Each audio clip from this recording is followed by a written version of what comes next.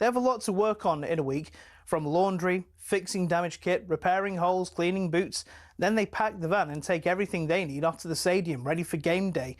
They don't get a lot of help when they get in the ground too. Kitmen are the ones unloading a full squad's worth of boots, kit, medical bags, and all the bits the players and coaches will need between the start of the day and switching off the floodlights at the end of the day. First thing they do is organise each player's kit, make it easily accessible in order to avoid any dramas on match day. Once everything's in the right place, it's into the dressing room, lay everything out, put players' nameplates on the right locker, all the things you don't even think about on a match day. Once the players arrive, if anything needs doing, they call the kitman. In the meantime, it's on the kitman to help set up for the warm-up. The coaches don't always have time to lay out all the cones and put the balls in those weird triangle piles you see. As the warm-up is underway, the kitman then becomes a glorified ball boy, chasing stray shots and passes, making sure they aren't lost in the crowds. They eventually do the tidying up too, getting everything off the pitch before kick-off and assist the ground staff with any last-minute things they may need. After that, it's last call for the players. Then, at kick-off, they can breathe a sigh of relief for a few minutes, sit back and watch the game, enjoy the fruits of their labour. At half-time, check everyone's okay and everything's as it should be, and then wait for full-time. Once the final whistle's gone, it's time to pack everything down, get the stuff that needs to be washed in the laundry, pack up the van, back to the training ground, and ready to do it again next week. Of course, each club differs, and different staff members will have different responsibilities, but we pay tribute to all of those who do it, whether it's the glitz and glamour of the Premier League or a cold Tuesday night in Stoke.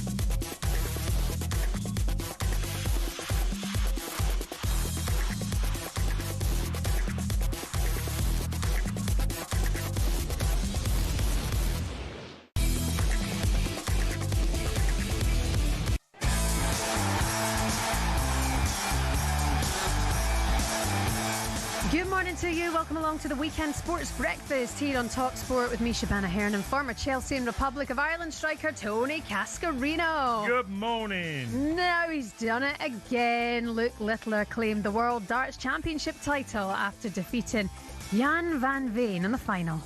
He's hit the treble 19. He needs treble 15. And we are witnessing sporting brilliance. Littler does go back to back. It's Luke Littler's world and we're all just living in it. What an incredible young man. Manchester City faced Chelsea in a huge title race clash this afternoon. Pep Guardiola once again questioned about his future. Here was his presser. Oh my God. I have a contract, I say 1,000 million times.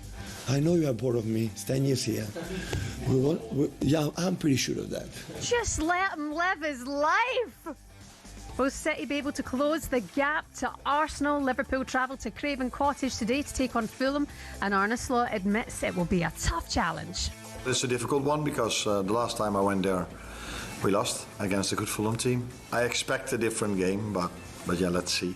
Big show ahead for you today. We're building up to lots of action and you can be part of it. 03717 223344 if you want to give us a bell.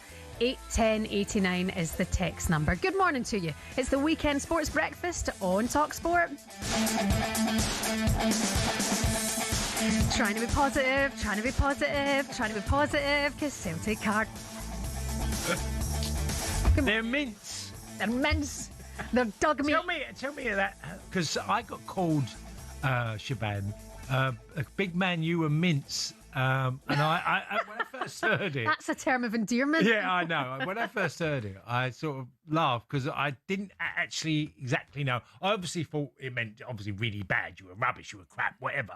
But it just was, I'd never heard up until I crossed the border. Yeah. You were mince. And they were mince yesterday. That term mince. When my dad watches football, You'd never think he was a fan because everyone's mince. Right. Everyone's mince. Does it exactly translate to rubbish, crap? Is that? Yeah, absolutely. Okay. Yeah, you're mince. There's another few words. Or but history. I was thinking, does it mean history? Yeah, or... it's our colloquial slang. Right. Mince. I mean, it's funny what we would transfer to. My dad's got this funny one actually where he talks about your dial. Do you know what a dial is? Your dial? Well, what a telephone dial? No, it's your face. Oh, your dial? No, I didn't know Like that. a sundial. And I right, remember he was talking to my mother-in-law who genuinely has no idea what he's ever saying. And he was going, I'm looking at the wee and our dial's like that. And Mary was just like, what kind of language is this? And she was like, your dad's so nice. I just don't really know what you're saying. See, I've got my two sons, right? Well, my daughter speaks bilingual as well, English and French, right? And my eldest, William, probably understands English more, the best of all of them, okay? They all speak bilingual and they're all really good. But he always says, I can't understand Scottish people. Yeah, I get it every day. He said I can get Scouse, I can, a Mancunian or a Geordie. It's a bit tougher, but he said Scottish is really, really hard. I think if you're in a conversation with a group of Scottish people, right, or Glaswegians, and everyone's chatting the way you're chatting and everybody gets the pattern and gets the lingo, right? But then, like, I don't use that chat on air and people are still like, I have no idea what you're saying. And I'm like, well, just liven up a bit. Yeah. Listen. Well, I did say to him, I work with a Scottish woman on the bread, and I'm struggling sometimes, so don't worry, sir. To be fair, when I'm with Brazil and McCoist, apparently... Yeah, I've listened and the producers are like, nobody knew what happened there in the last 10 minutes. We're like... It's a bit like Celtic yesterday, no one knew what was happening. Nobody knew. Second half. Are we starting there or are we going there a bit later? We'll revisit it. Frank McAvaney's going to come on very soon. He's looking for a new team this year to support because West Ham are mince and Celtic are mince. We'll try and find Frank a new team. The Mince Derby. Oh God, that was woeful. I was delighted because I didn't watch the first half, and Jamie said to me, "He's like 1-0 up," and I went, "Decent." I watched it. Celtic were really good in the first. Very good in the first half, and then I turned on, and it all went to pot. Yeah. I mean, he's got to go, Cass. Well, he's got to go. I think what the most frustrating thing is, when you listen to a manager, and we talked about this yesterday, Shebahn, where they come on and they have to answer questions that are tricky and awkward, and you've just lost the game. But when you start talking down the road of pathway, and this is the Russell Martin effect, where all he talked about the process, and when you start going down that road, you're heading nowhere, because obviously if you lose so many games in the 8 matches he's had, it's going to come at a consequence. Yeah. And words mean nothing when you start talking about pathway and we're on the right road. No, you're not. You're not. You can't kid yourself. You're better off coming on and going, do you know what? First half, give a nice assessment. We played really well. We deserved our lead. We should have made it more. Then we got punished, and we made mistakes in the second half. And I did it too as a manager. And then you go down that road, and then fans still won't like it, but at least they know that you've given an honest assessment. But when you go down the road of pathway and process and all these type of words, I tell you, you'll lose fans really quickly. Well, he's lost them already. I mean, I have never in my life ever seen a Parkhead Old Firm day empty out in the second half. To then see protests after the game, to then listen to Wilfried Nancy's interview, which, to be honest, I think sometimes makes it worse. And I said yesterday going into the game, I had a feeling we were going to lose, but I'm never going to say that on air. You always want to support them and make sure that you're trying to be positive, right? Because what's the point of being negative going into an Old Firm day or any game for that matter? You want to believe that it can be turned around. The first half is a prime example that, that's the best they've played under him. Exactly. The first half was the best they've played. So then they go into the dressing room. What on earth did he say to make it that bad? Well, it was more of a reaction from what the Rangers manager did. Roll, what he did. Danny Roll, what he did changed the outcome because they changed slightly their formation. And with that, were playing higher up the pitch. It made Celtic not be able to do the things they did in the first half. And ultimately, once Shamiti got his goal and ended up getting a brace, a record fee for Rangers. And they done a number on Celtic in the second half, because first half it could have been 2 or 3, and it wasn't. And they've paid the ultimate price. There's pictures of Danny Roll and the Rangers team in Celtic Park before kick-off with that proportion of Rangers fans who are there. Yeah. Going up to them, seeing them before the game, clapping at the fans, whatever like that. And then I look at the post-match and the protest towards the board, the protest towards Nancy to get him out of the club, you know, at full time. It's just never been like this before. This is the worst ever. There's nowhere to turn. You can't compare it. It's that bad. You've lost 6 and 8. You've now lost the Old Firm at home in a fashion like that. You know, it's so bad. And then you listen to the interviews afterwards, and you don't want to be personal, but it doesn't make it better. I'm not confident. I don't think you can win in them sort of scenarios anyway. Yeah. That's why I said you're better off just owning it, trying to give an honest assessment that fans can at least relate to. Listen, you can get in touch about Rangers and Celtic this morning. Rangers fans, you'll be feeling yourself. 81089 is the text number. You can get in touch. Honestly, watching them then yesterday, I go, they could win the league. You know, and this makes it a hell of a lot worse on Nancy. A hell of a lot worse. 03717223344 is the phone number. Like we say, we'll talk about Celtic and Rangers a little bit later on. Let's just focus on what happened late last night here on talkSPORT. Luke, the Nuke Littler, came out on top to be the back-to-back world champion. So we are underway on talkSPORT. Jan van Veen has the darts, and there's your first maximum of the night at a very opportune time for the Nuke. Jan van Veen pins double 4, and a scrappy end to the first set sees the Dutchman go 1 set up. Single 19 leaves tops. That's how you take a set out with your first 10+ checkout. And Luke Littler didn't take long to peg back Jan van Veen. There you go, 4-1 to Luke Littler. He's not happy having to pin double 5 to get the set done. For a 5th straight set at 60, Littler delivers. Littler poised on 54 after 9 to take the set and go 6-1 up. He's not missing anything. Hit the treble 19, he needs double 15, and we are witnessing sporting brilliance. Littler does go back to back. The 147 out to win it in style, his 4th maximum. What an incredible achievement, Cass. Yeah, I watched it, and honestly, Shebahn, now he gets compared to being, you know, is he going to ever reach what Phil Taylor did? And obviously, he's won 2 world titles at 18. Phil Taylor won his first at 30 years old. So he's got 12 years on him to add to the 2 he's already got. Now, against Ryan Searle in the semi-final, he lost the first set and won 6-1. Last night, he lost the first set and he won 7-1. Yeah. And I just think, I can't remember, if anyone can tell me, of a world championship darts that we've seen over the last few decades, is there ever been an easier win than Luke Littler did yesterday? Because I think all the way through the tournament, he's comfortably, I think Cross gave him a bit of a problem, but not much more than that. The rest of them, he's won the semi-final 6-1, he's won the final 7-1. Yeah. He's battered, you know, the guy's in form apparently. Van Ven was one of the current best players in the world and he's lost 7-1. Yeah. I mean, darts purists and darts fans listening this morning, you know, is he on the path to rival Phil? Well, he's got 12 years, you know. You'd like to think, if we were just being randomly, you know, a fair assessment of the next 12 years, do you think Luke Littler would win 2, 4, 6? Yeah.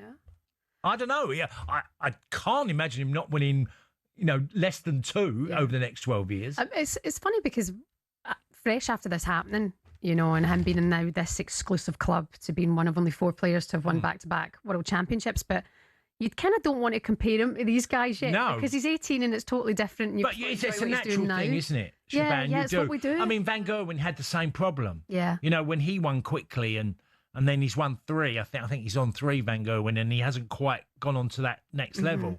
And he's now 36. But this guy's 18.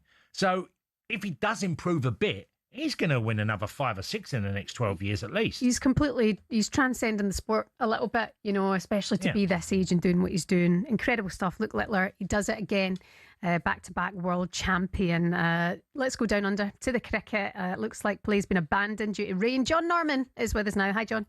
Yeah, good morning to you guys. England's best days, to be honest with you. Sadly, it was only 45 overs old or long, but they ended it 211 for 3 with Harry Brook and Joe Root unbeaten at the close, both in their 70s. England winning the toss again, 4th test out of 5 that they called correctly at the start of play, and it looked like a good toss to win as well. Steve Smith saying he would have batted first, and as the day progressed you can see why, because this pitch didn't offer anything like the assistance that we've seen in this series to date.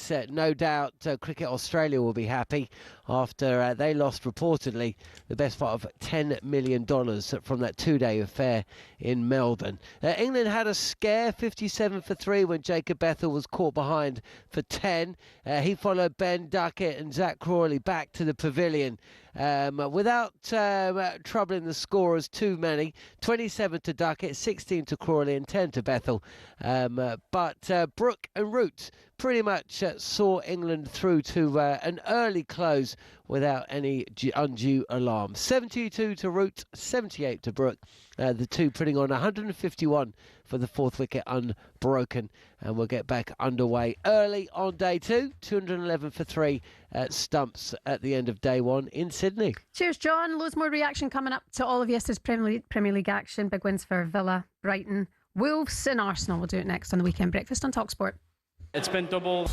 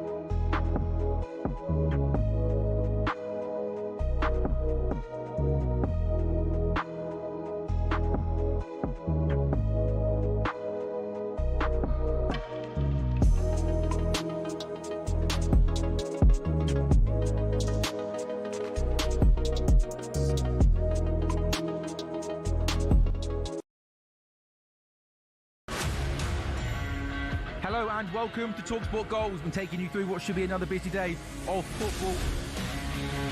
Chance to win it! We don't need to do that, guys. I'm going to owe you an apology. How would you get to that conclusion? That's a weak mentality. Oh, get out of it.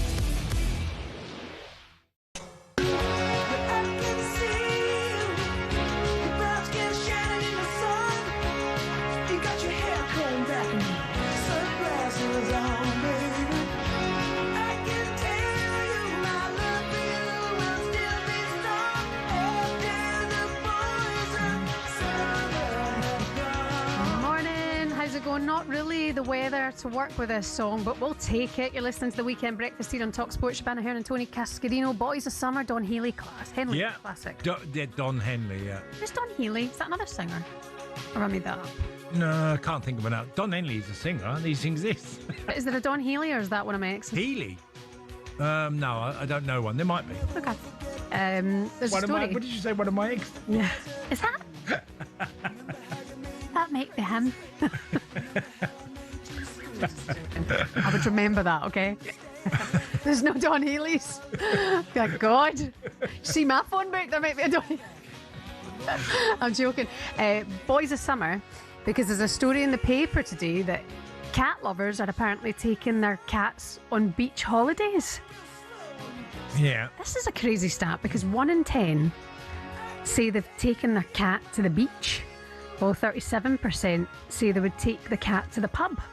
But the cats are feral. They can nearly go anywhere they want, can't they? Why do you need to take them? We do what we want. Yeah. I mean, to be fair, I'd never put the cat on the leash and take it to the beach, but I've seen it now. I'm seeing more and more often cats on Leeds and like prams and stuff in the shops in Albans, and I think, what's happening to the world? Well, no, we used to have a. Do you remember Will, who worked in Will? Will had a cat. It was his love of his life, the cat, and he took him everywhere. What's this cat called again? Ian. Ian the cat. It was called Ian. Yeah, we used to laugh so much about Ian, and he'd take photos with Ian and all this, like selfies. He was funny. I'm obsessed with my cat, but when you are in a pub, and it happens quite a lot where we are, there's always a cat that rocks up and steals the show. Yeah. Yeah. I mean, my mum had cats, or her and her other half had cats. 2 of them they had at one particular time for years and years. I've never had a cat. Never had a cat. So you're not, but no, I've never really had animals, although I've had dogs with them in the last, probably decade and a bit. And I get why people get so connected to them. Yeah. But cats I've never really had a connection with. They're easy to look after compared to dogs. Way easier. My cat's my baby. Oh, right. He's my absolute baby. Because there are cats and dogs, aren't there? People who rather have a dog than a cat and vice versa. Don't get me wrong. I love all animals. I grew up with loads of dogs, but this cat is particularly special because he's so psychotic. One minute he loves you, next he disappears for 3 days. Yeah, I know. He's back 10 stone heavier. Love him. Yeah. Do you have the cat flap and they're often gone? Not anymore. I leave the back window open. Right. And he hops in and out. Right. Does his thing. I just wonder what he's been up to. Yeah. And where we live, everyone hates my cat. They hate him because he goes to the toilet when he wants. He goes into their house. Oh, right. Has a little mooch around, terrifies them in the night and all that. Oh, dear. Yeah, I kind of like it. Okay, that was our random story of the morning. Are you one of those people who takes your cats to the pub? If so, fair play to you. Keep living your life. Yesterday, Aston Villa beat Nottingham Forest 3-1. It was live for you on talkSPORT. John McGinn beating Forest 3-1 with a brace. Ollie Watkins opened the scoring, then it was John McGinn straight after that. Villa move up to second in the table. Forest stayed deep in trouble near the relegation zone. Unai Emery says he wants McGinn to replicate today's performance more consistently. We need players like John McGinn scoring and getting numbers more or less 8 goals, 8 assists, 10 goals, 10 assists. Normally, more or less, they are getting it. And 2 years ago, he got the best number for him in all the season, or in all his career as a player. And this year again, he's getting good numbers. And with the goals today, more. Of course, it's very important because they are points. Yesterday I went on social media and I saw McGinn was getting hammered. In the first kind of 20 minutes of the game, he was like trending and people were hammering him, Villa fans, this isn't good enough, all this kind of stuff.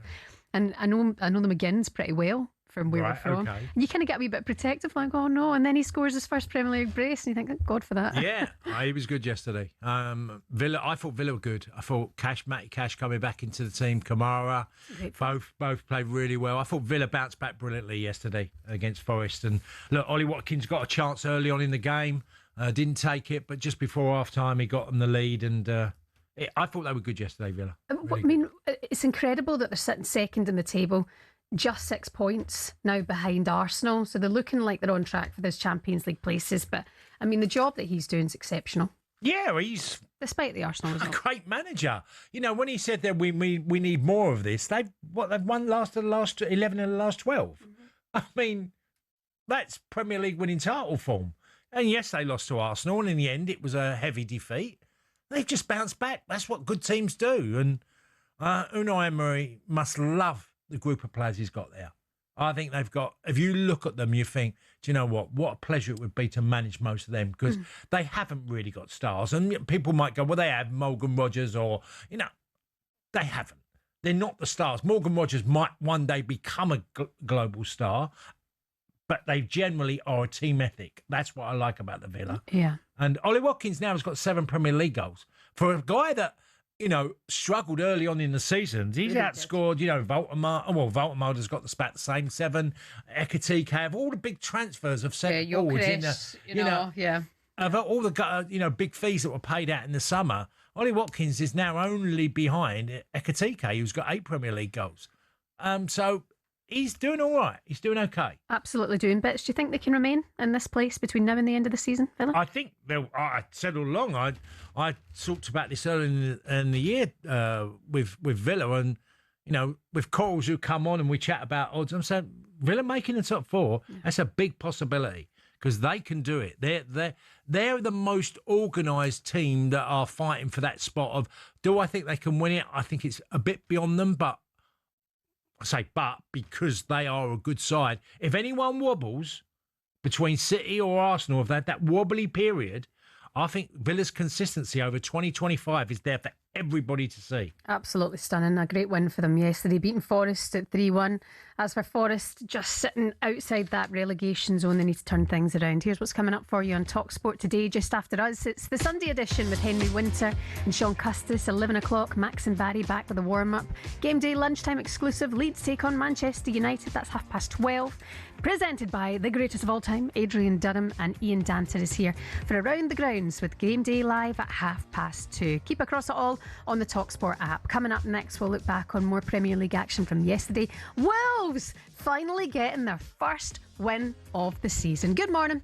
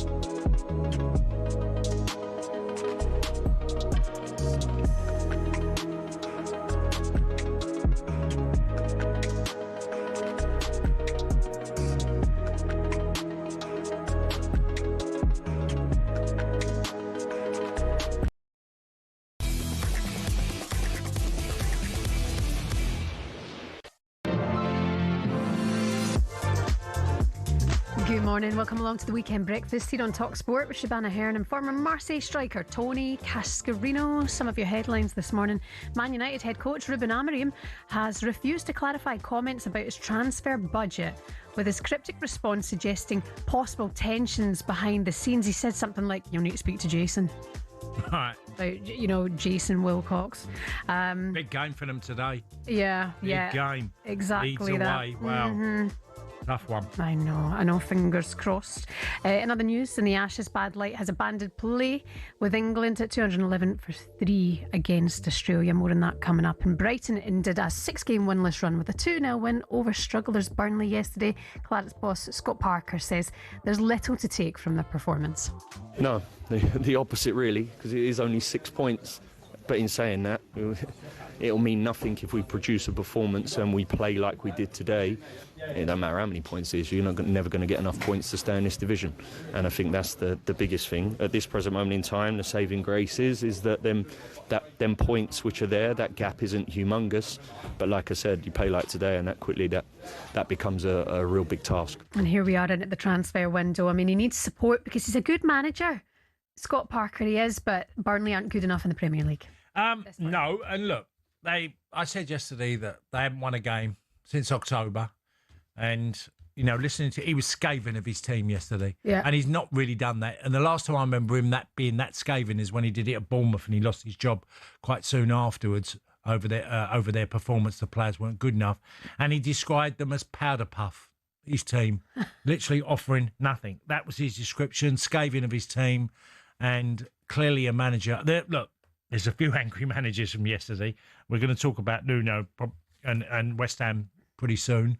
But yeah, he'd be hugely disappointed because one thing you need, it's like, you can be critical of many issues that happen in football, but if you don't go with the intention of believing that you can get something, and they clearly didn't at Brighton yesterday. Yeah. They didn't look like a team that believed that they could go, and Brighton weren't in good form, Shebahn. They hadn't had a win in December, right? You go there with thinking, can we get something from this game? And the manager has spent all week trying to persuade this team, and they go out there and he actually comes away giving his own team sick. Yeah, 19th in the table for Burnley, just flirting so hard with relegation, as are Wolves, but positive for them this morning because they beat West Ham 3-0 comfortably, getting their first win of the Premier League this season, 3-0 over West Ham at Molineux, their first victory after 19 games. Wolves boss Rob Edwards was asked what the win means for the club moving forward. Look, right now, I'm in head coach mode at the moment, and I'm just thinking about today's game. I want to process that and enjoy it a little bit, if you don't mind. You can, that's fine. And, after all this time, I think everyone at the club wants to enjoy it. And then obviously we deal with those things tomorrow and Monday again, going forward. But we're all aligned here. We want to improve the group. That's it, and that's our intention. This is the thing with Wolves. We've said it here. We're seeing the change of performances, but now 3 points. I mean, against West Ham, you can't knock them for it. No, Rob Edwards would be delighted because it's been a hard job for him since he walked through the door. Oh, yeah. And he knows that he's got to make dramatic changes at the club. The lad Mane came in yesterday, was a live wire, caused West Ham lots of problems. Bruno as well. I mean, they've got 2 Brunos in the team, so they've got one as a centre-half and they've got one as a sort of a midfielder. Yeah, absolutely. From start to finish, by far the better team. Then there's Nuno's comments afterwards. I've never felt so bad in football. This was embarrassing. Right? Yeah. Now, I'm just going to say a few things on this one, Shebahn, because I feel I have to. West Ham and a club there's always been a big rivalry between Millwall and West Ham, but you always knew from West Ham players I know, from Alvin Martin, who I know well, and Tony Gale, Tony Cottee. I used to live close to Billy Bonds. There were standards at that football club. Yeah. And, there was a reason that they're called the Hammers. The Hammers is a really strong metal, yeah? Yeah. Strong metal. Well, the softest metal around is called cesium. And that team are, come on, you cesiums. Because, honestly, if they lose Jared Bowen as a player, because he didn't play well yesterday, he had an overhead kick, and that was about all. But if they lose Bowen, they are going down, absolute certainty, okay? And yesterday I'm watching the cesiums, because that's what I'm going to call them, this particular team.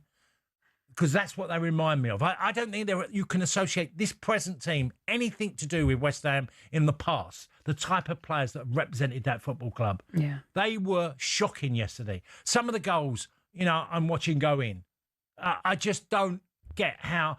Look, you go to the team that haven't won a game, and after 4 minutes, you're 1-0 down. So you've started poorly. And I don't mean you can go 1-0 down in a game. That happens. I've been part of that.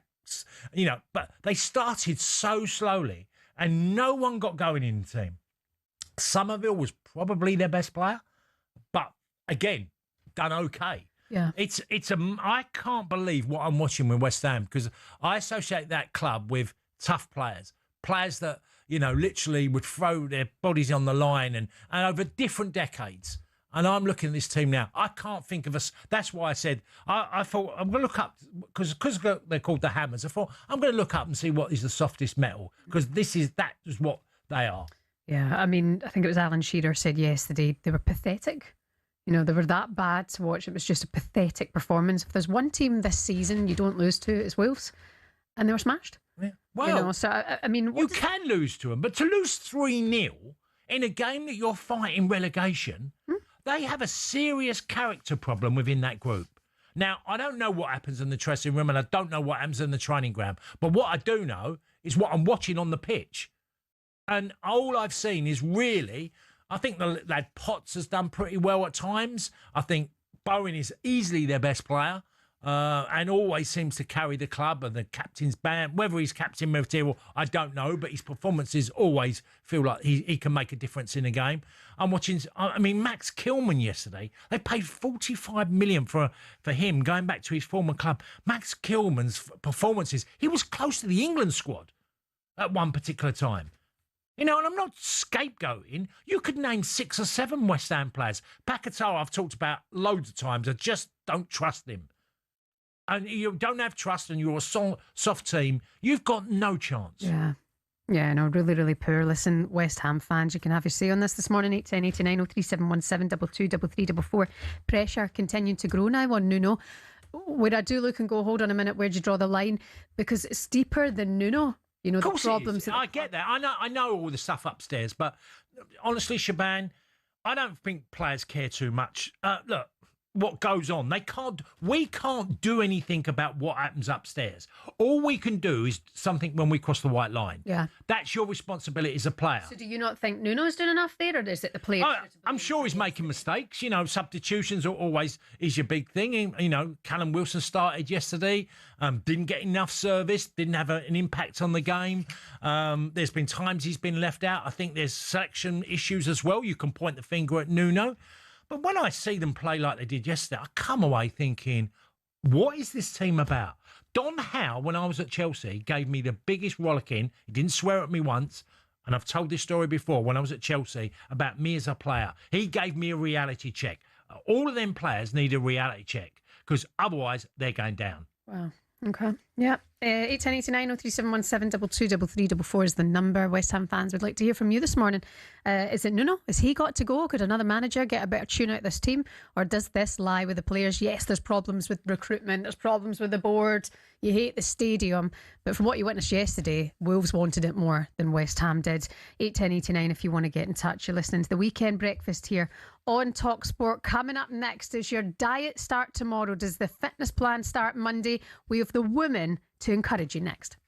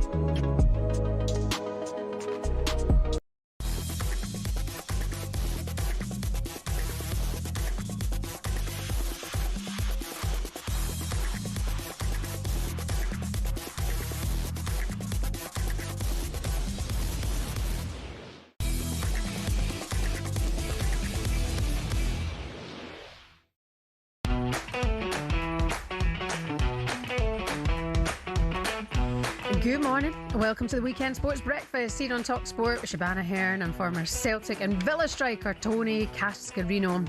Let's talk about your headlines this morning. Hearts move 6 points clear at the top of the Scottish Premiership with a 1-0 victory over bottom side Livingston. Make this end, please. Make it stop. Barcelona moved 7 points clear at the top of La Liga after beating rivals Espanyol 2-0. And it's Everton versus Brentford, 3 o'clock today. The Toffees have 11 points more than at this stage last season. Oh, David Moyes, Uncle David, he's got to be proud of the progress the club has made. The club's made progress. We'd stayed up from the position we were in last year. We had moved to a new ground, and I think more importantly, we've at the time there was lots of bits not together. I definitely think the crowd are all together with the players. They were amazing in the game against Nottingham Forest. So all in all, I think there's a lot of good things. We're beginning to get that feeling again back at the club, and we want to try and build on it. They moved to a new stadium, coming away from such an iconic home like Goodison Park, going to Hill Dickinson. David Moyes, all of it is just working for Everton. Yeah. Well, they're 9th today, and if all things went their way, they could get to 5th. They could leapfrog. Obviously, Chelsea are playing as well, and it's unlikely, but if they can get another victory, Everton against Brentford today, this is what David Moyes does, and you can criticise sometimes about football that you're witnessing or feel like you want to be entertained. I get that. I think that's really important, but I do also think that he said one thing in the summer. He doesn't want a relegation fight. And that is quite clearly. And he's also done it with Ndoye. Ndoye's not been available to him. Dewsbury Hall as well, another technical player. He's had O'Neill out for a while. So they've got issues, and they're still managing to get results. I thought the big win against Forest. Yeah, huge. And that's the thing about the rant you were having there about West Ham. The grass isn't always greener, and they wanted Moyes out. You wondered if he'd be able to do it. And coulda, woulda, shoulda. Hindsight's a wonderful thing, but it might still be in the same situation with a manager like Moyes. I've got a mutual friend who knows David Moyes very, very well. And he always says to me that Moyes sort of knew it was time to go, and, that he felt it. He really took West Ham as far as they could go, because obviously there's issues with the type of players that you want to bring in and the transfers. And look, David Moyes went to Everton and sort of made it quite clear he didn't want a relegation fight. And look where we are. West Ham are in one and Everton aren't. Yeah, Everton take on Brentford today. That's 3 o'clock kickoff. All the updates coming for you on Game Day Live here on talkSPORT from 2:30. Right, DJ James, hit it. Let's get physical.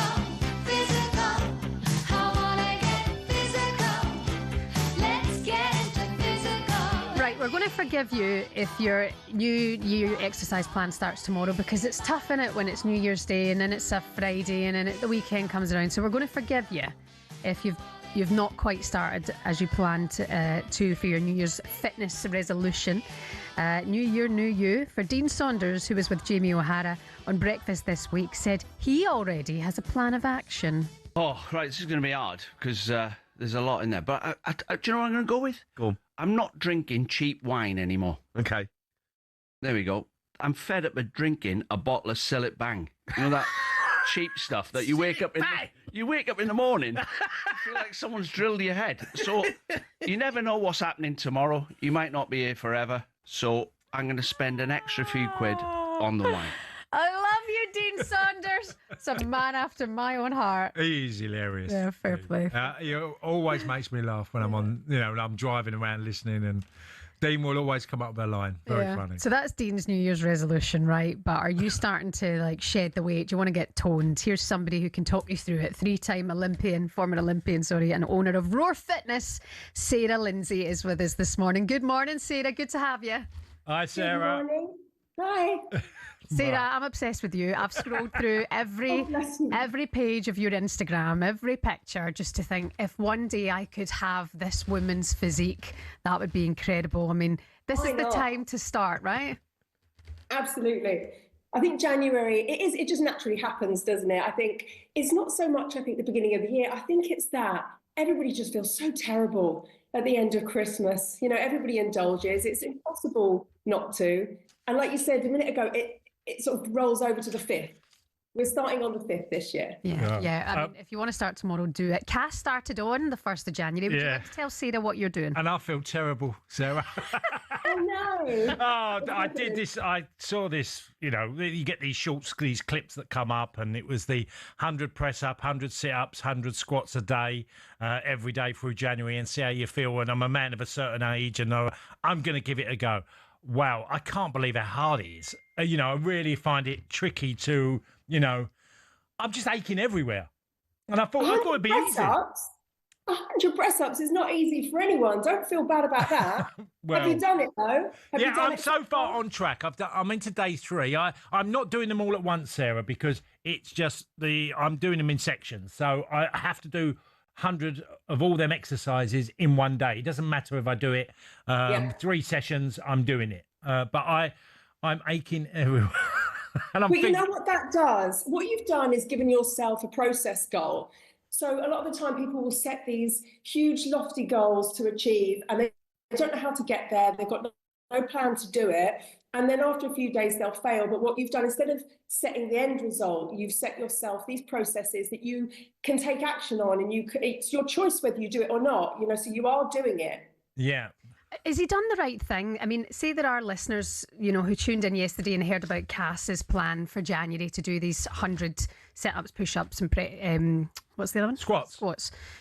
Has he done the right thing? I mean, look, for anybody listening now who might be, say, over 40, what advice would you give to men and women who are looking to start a plan this January that's something they can continue through without killing themselves or being in pain? Well, it depends on your starting point, right? It depends on your starting point and what your goals are. And there's 2 sides to this coin. There's the psychological side of things, which I think you're really tackling here because you're making it a habit. So the fact that you're doing exercise every day means that it becomes part of your normal everyday life, and you've started a journey. Yep. So that will take you somewhere for sure.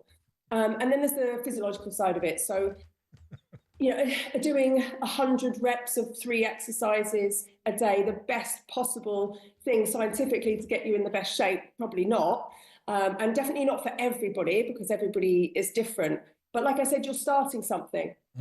Sarah, there is another side to this, because my wife is massive into gut health, and she's always talking about the diet that you're on. I don't mean dieted as in trying to lose weight, but just on a very healthy diet. And I'm also trying to attack that. That's a bit more difficult because I go to functions and I do like to enjoy myself, and I also eat, I'm not bad, I'm okay. But, I feel you. I get it. Yeah. So you've got to somehow tally the 2 together, haven't you? Because if you can eat reasonably healthy and add that training, it will make a massive difference to you in your life. Yeah, well, it's the reason why you're eating what you're eating as well. So I think a lot of people are always just trying not to eat.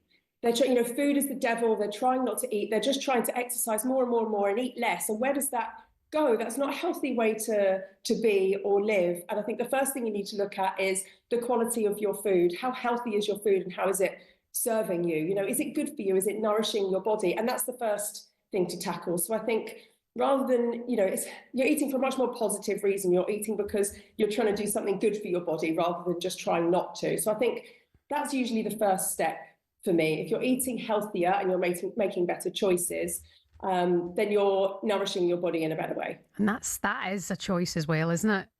I know getting out of the house and going to the gym or going for a run is difficult, or getting up and doing your 100 squats, but just being cautious of what you're putting in the mouth, and going, right, hold on, what is more healthier here? How important is protein, Sarah? Because I said to Cass, he's in pain this morning from his workout that he's been doing. How important is protein? How much of that should we be trying to take in? Well, I think most people don't have enough protein, and there are lots of arguments and new research recently saying you don't need as much as originally suggested, and it does depend on what else you're doing and what the goals are. Again, I always have to put this caveat on everything because it's really difficult to just say this is the right thing to do, across the board, because it never is. But protein is obviously a super important nutrient, and most people aren't getting enough. So if you prioritise it on the plate, then you're going to be making improvements. Okay, so lots of chicken, lots of fish, all that kind of. Yeah, but one of the other things is, as Sarah, I'm sure we all know, is that it can be very expensive as well. Yeah. Which is affordability, and that's one of the big crimes I think we have in this country and in other countries, where affordability to eat healthier food, and unfortunately, it's not cheap. It's actually quite expensive. Yeah, it really can be. You know, I think it's something that isn't looked at enough, and I think healthy food, you know, should be. It's so difficult, isn't it? But if it could be reduced in cost, and unhealthy food was, you know, they sort of flipped it a little bit. That might help. Exactly. Yeah, no, it would help. You have a 12-week plan where you transform clients. I see these before and after pictures. You've worked with the likes of John Terry, and you're a Fulham fan, so that mustn't have gone down well with the household when that happened. Oh, that's a little conflicting, isn't it? You've worked with Tom Grennan, the singer. You also work with Piers Morgan. I mean, how is he to train? Oh, he's a gem. He's an absolute dream. No, obviously that's not true. He's very difficult at times, but you know, that's all part of who he is and half the fun. You know, he's 60 years old. He's not a gym bro. He's a 60-year-old broadcaster at the end of the day, and he is regular training. He won't eat any less cheese, which is a little problem for me. But he turns up and he does his work, and he's gained some muscle and he's gained a lot of strength. So he's serving himself well in the long run. Okay. And what tips would you give to anyone who's thinking about starting tomorrow?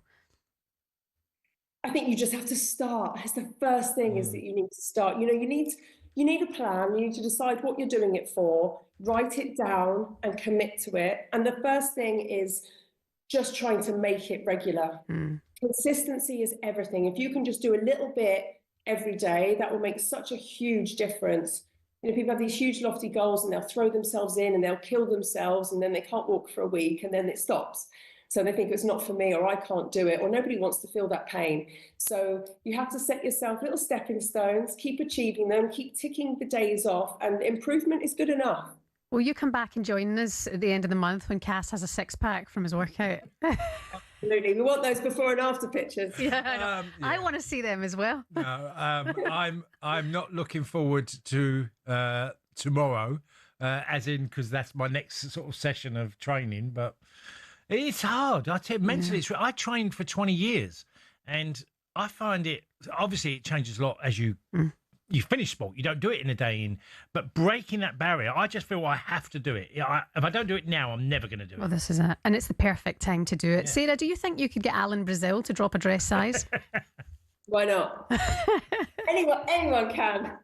We challenge you to do that. Listen, Sarah, it's been a pleasure to talk to you. Thank you so much. Sarah. Absolute pleasure. I feel pumped.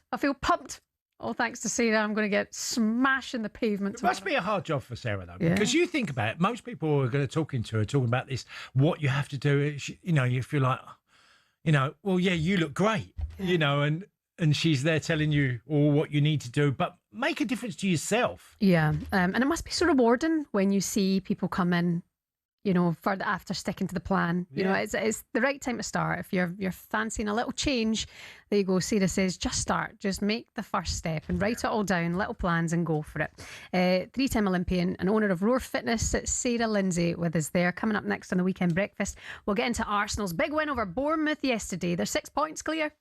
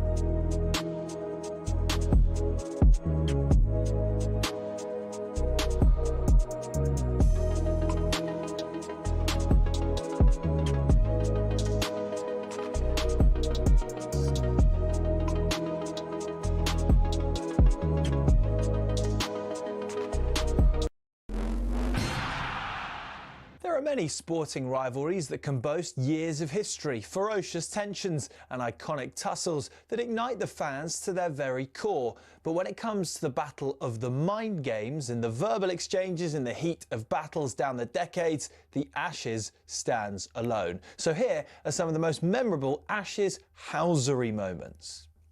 Few figures in Ashes history were despised by the opposition more than Douglas Jardine. He was the granite-jawed architect of the notorious 1932 Bodyline series, which sent shockwaves through the sport that still reverberate nearly a century later.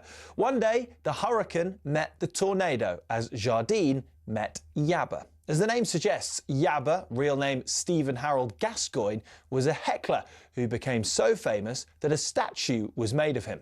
When Jardine was on the boundary swatting away some flies, Yabba yelled the immortal line, "Jardine, leave our flies alone. They're the only friends you've got here."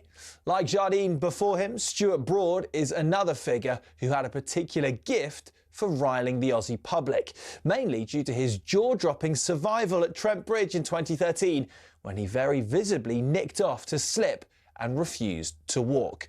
Broad is somewhat the modern housery king. He officially became a sorcerer in 2023 when his random bail swaps twice bought a wicket with the next ball at the Oval. 3 tests earlier, after that Carey Bairstow run-out, Broad made sure he was right in the thick of the pantomime. Wicketkeeper Ian Healy issued one of the great lines towards Nasser Hussain. When Steve Waugh told Ricky Ponting to field right under Hussain's nose, Healy remarked, "That could be anywhere within a 3-mile radius." Poor Nass. But perhaps the most poetic of sledges came from bowler of lightning bolts Dennis Lillee, about the Yorkshireman of Yorkshiremen, Geoffrey Boycott, about whom Lillee wrote this: "He's the only fellow I've met who fell in love with himself at a young age and has remained faithful ever since." Priceless.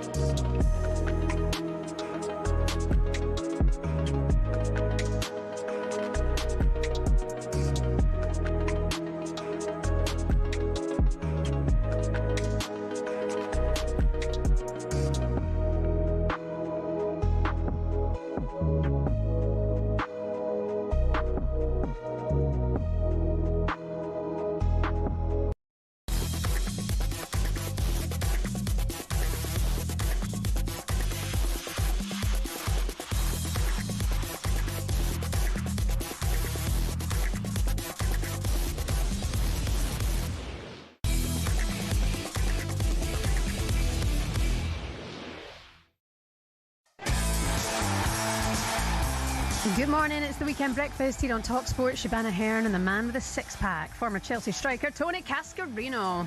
Good morning. Don't sound so defeated, you'll get there. Six-pack, yeah. Six-pack a lager. He's done it again. Luke Littler has claimed the World Darts Championship 2 in a row, baby, after defeating Jan van Veen in the final. He's hit the treble 19, he needs double 15, and we are witnessing sporting brilliance. Littler does go back to back. Are we looking at maybe the greatest darts player to ever live? He's 18 years old. Manchester City faced Chelsea in a huge title race clash this afternoon. Pep Guardiola once again questioned about his future. Oh my God. I have a contract, I said 1,000 million times. I know you are bored of me. It's 10 years here. Yeah, I'm pretty sure of that. I think, guys, maybe we should just stop asking that question for a while. Will City be able to close the gap to Arsenal? Fulham host Liverpool at Craven Cottage, and Fulham boss Marco Silva says they are all full of confidence right now. The games have been very competitive. Let's hope we can be competitive again and to have a good game with our fans. And okay, The number of absence in our squad is too big for a squad like ourselves. We are keeping assessing the players to see. But yes, you want to be competitive and you want to be able to fight for the 3 points. Some great games coming up for you in the Premier League today. We'll build up to them all. Celtic fans, were you protesting yesterday after defeat in the Old Firm to Rangers? West Ham fans, are you going down? 03717 22 3344 81089 if you want to get in touch with the show. Good morning. It's the Weekend Sports Breakfast here on talkSPORT. Oh, Lord have mercy on our souls, Celtic fans, eh? What a shocker we had yesterday. It started so bright and then it was 3-1 in the end for Rangers. Yeah, and a lot of difficult interviews, and it's a weird one because I'm here. We just touched on there, Shebahn, Pep, and having to answer questions about being a manager in 10 years. Liam Rosinia at Nice, it was literally the questions that were asked by French reporters. It's not just to this country. What they were asking him was ridiculous. Like they were basically in the papers or, in France, L'Equipe, questions of you're acting like a thief. Oh, well. Because the Chelsea sort of contact that's been made, and he's had to sit in front of pressmen that are being really vicious on him, which was a bit strange, I found. The club they're duly owned by Blueco. So the Chelsea owns they're the owners of Strasbourg as well. So I just found it all a bit weird, and I don't know, I think managers get some really tough questions about, and it's always the same. It's repetitive. And how many times can you ask the same question? Yeah, I mean, the questions towards Nancy yesterday, I watched the post-match press conference and, what he had to say at the end of the game. And, I don't feel they're any less... I don't feel disrespectful towards them at all. Well, we're going to talk about Arsenal now.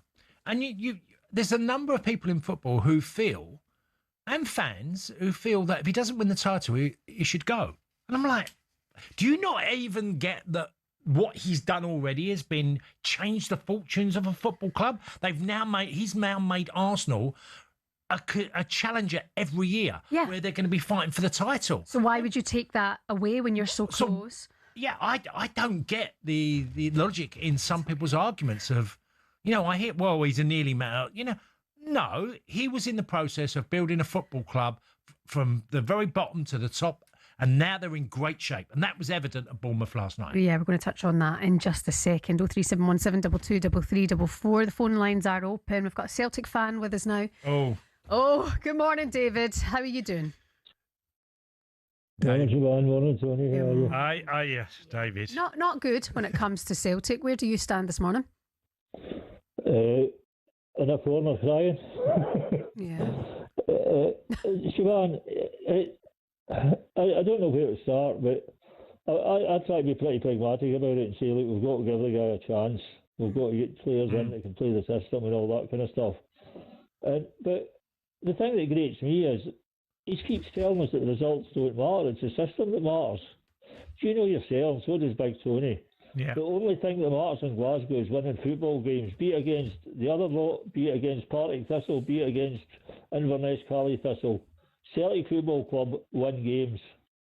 And that's it. That's their job to do. Not systems, not projects. It's embarrassing. Yeah, it doesn't wash, David. To me, you're just you're covering up. You're covering up the cracks that are clearly there. You cannot lose games against St Mirren in the final, Motherwell last week, and then yesterday. Okay, you could lose against Rangers, but you were so good in the first half that you should have been home and dry. Within the changes and the tactics that happened in the Rangers dressing room, the outcome was you got beat 3-1. I'll tell you how it is for my generation, Tony. I'm 63, mate, so I've been going to Celtic Park for a lot of years. I'm very proud to say my cousin was a Lisbon Lion. But I've never seen a Celtic support around me so negative before a game. Yep. I didn't know any Celtic supporter last week who thought we were going to win the game. Mm-hmm. And even at 1-0 up at half-time, we knew there was going to be a defensive crumble. Yeah. Because the players just aren't... I don't dispute the system. And I don't dispute the players we've got, but the players we've got can't play that system. Yeah, David, does he need to go? I mean, he's lost 6 and 8. It's unprecedented where we're at right now. He needs to go. As I say, I was trying to be pragmatic about it, Shebahn, and say he needs time. But the result doesn't matter. Against Motherwell's bad enough, but it matters every game. You know that yourself. Every game we play, we expect to win and win with style. And yeah, he needs to go, because otherwise, I fear to think what it could end up as. I really do. Yeah, bad times. David, listen, thanks so much for your call David. this morning. We do appreciate you getting in touch. Happy New Year. Very pragmatic fan there, you know. Yeah, and like I was speaking to one of the Virgin Radio guys in the kitchen earlier and saying, you know, I work a wee bit with Celtic, and you love it, and you have a platform on air where you want to come on and be positive. But this morning I'm thinking, just don't be lying to yourself. You know, this is not good enough. This is not Celtic Football Club. It's not working, and I don't see it changing anytime soon. He's not good enough. I don't actually think he's got a bit of a clue when it comes to Celtic and the culture. And as David mentioned there, winning in Glasgow. It's not about a project. It's not about a system. It's about winning. And you've lost 6 out of 8.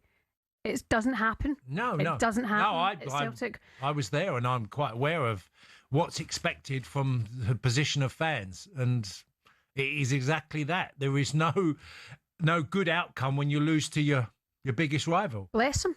You know, bless Wilfred Nancy. I can't imagine the pressure he's feeling to be in that pressure cooker that has been a manager of Celtic or Rangers. I mean, Ali said it how many times, you know, speaking to like some Mark Warburton in the past, you know, you talk about being in that pressure cooker.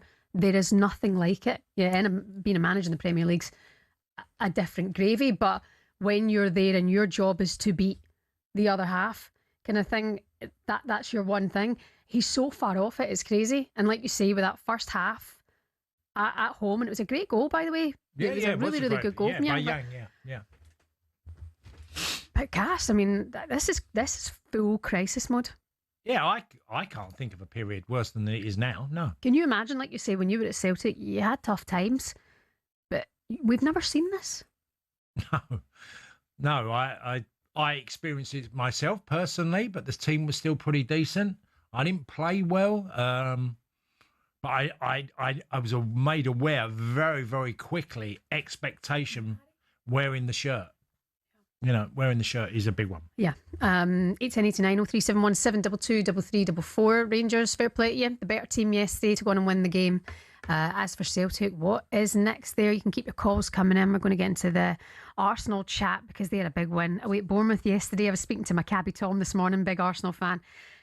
I mean, he's not enjoying the ride. You're 6 points clear, but it's always that like, oh my God, are you going to win this game? And, you know, Bournemouth put them under pressure. Yeah, Bournemouth were terrific. And look, Gabriel made a big mistake for the first goal. That happened. Didn't faze Arsenal at all. They just carried on their style of play, how they felt they were going to win the game. And I thought they cruised for large periods of the match. With Bournemouth are a difficult team to play against because they've got loads of pace, good technical players. And Declan Rice, again, comes back into the team, adds so much more to, you know, the side. Just, you know, they have got one big problem. And one big problem at the moment is going to be Gyökeres, because he's not playing well. And if his only involvement was for the goal that Declan Rice, you know, slid in or put it in the bottom corner, and he's just made an effort to distract the team, that he's going to have to improve. Yeah. And I don't mean for Arsenal can win the title anyway, but I'm talking about his long-term, you know, what if you're champions and you win the league and your centre forward hasn't made a big contribution, Arsenal will look for somebody else. If they haven't already got it within the camp, which they haven't, I think that he's going to have to improve the second half of the season. Yeah. They'll still win the league with him, but they're going to need somebody. I mean, his very first game at the Emirates was one of those, was it the Community Shield? Or was it a friendly? Everybody scored that bullet header, and I thought, oh, they've got themselves a proper centre forward here. Well, he doesn't resemble anything like the player that played at Sport in Lisbon. Yeah, and that's the Premier League. But you wonder if Gabby Jesus being back, and there are reasons for that. That raises game a bit, maybe. You know.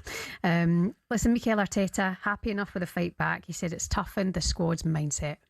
Yes, massively important. I think it brings a lot of confidence to the players that, you can have a difficulty throughout the game, whether it is the opponent or ourselves, or a mixture of the two, and still have the composure and the quality to win it. I think if they win the league now, it'll all be down to mindset, because we know they've got the squad and the team. I think they've got the mindset. I already think they've got it. I don't think it's a question this year. I think previous years you could definitely raise that point.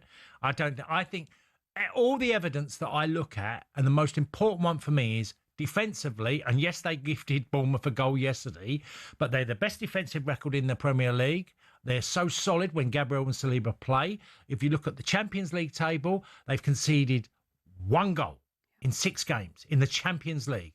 They've got 18 points. So they're ahead of the top of the table in the Champions League and in the Premier League. And their goal against column is less than a goal. Now, in the Champions League, it's literally 0.20 of a goal that teams can expect. Expected goals from the opposition is nearly 0. Yeah. So this Arsenal team, have played Bayern Munich. Played Bayern Munich already in the Champions League. And they've had some tough matches in that competition. Bayern Munich are hammering everybody. Yeah. Declan Rice, best midfielder in the world? Well, I think Graham Souness made this point a few years ago, a couple of years, probably 2 years ago, and I think it's a really valid one. Declan Rice wasn't world class because he didn't have numbers also with goals and all the other stuff he does in a football match. Now, if you put his goals in and add into what he already does, absolutely world class. Absolutely. I wouldn't hesitate in saying Declan Rice is up there with the very best in the world. Because he's added goals now to his performance, that's a massive difference. Yeah. I mean, if they win the Premier League and the Champions League and England go far in the World Cup. Well, there's a lot of ifs in there. I know. Yeah, but there are things that are, I think, if Arsenal can just win one of the big ones, obviously Champions League or Premier League, I think that's a great starting place. Are they capable of winning more? Yes. Declan Rice, look, he's got the world at his feet. There's no doubt about it. Declan Rice stays fit. That 100 or odd million they paid for him, it looks an absolute snip for me. Yeah. Arsenal 6 points clear at the top after that win yesterday against Bournemouth. Man City looking to close the gap today against Chelsea at 5:30. All the updates for that game for you here on talkSPORT. Coming up next, we're going to get into the Championship and hear from the gaffer at the top, Frank Lampard, next.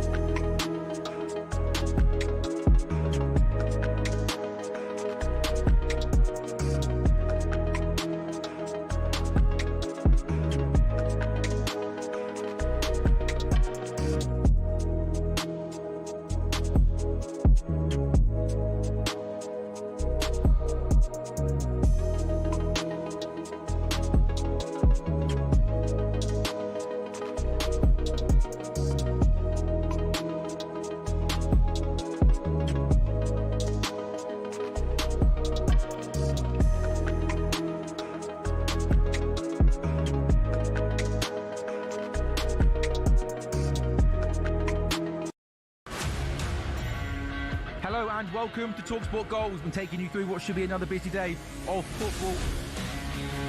Chance to win it! We don't need to do that, guys. I'm going to owe you an apology.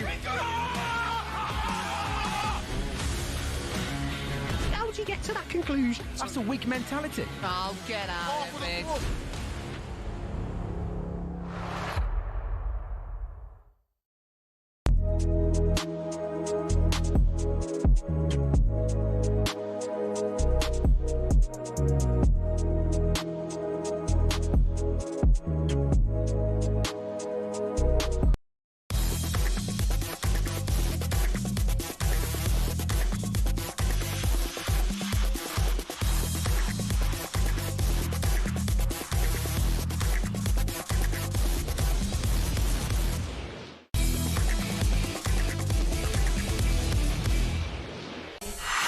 £26k for 2026 on talkSPORT. Hello there, good morning. This is the Weekend Breakfast here on talkSPORT. Shebahn Aherne and former Chelsea striker Tony Cascarino. We're with you until 9 o'clock, and then it's the Sunday edition with Henry Winter and Sean Custis. By the way, we're kicking off the year in style here at talkSPORT. Cass, if I were to give you £26,000, I know I can't, but if I were, on Friday the 9th of January, what would you do with it? Probably spoil the kids.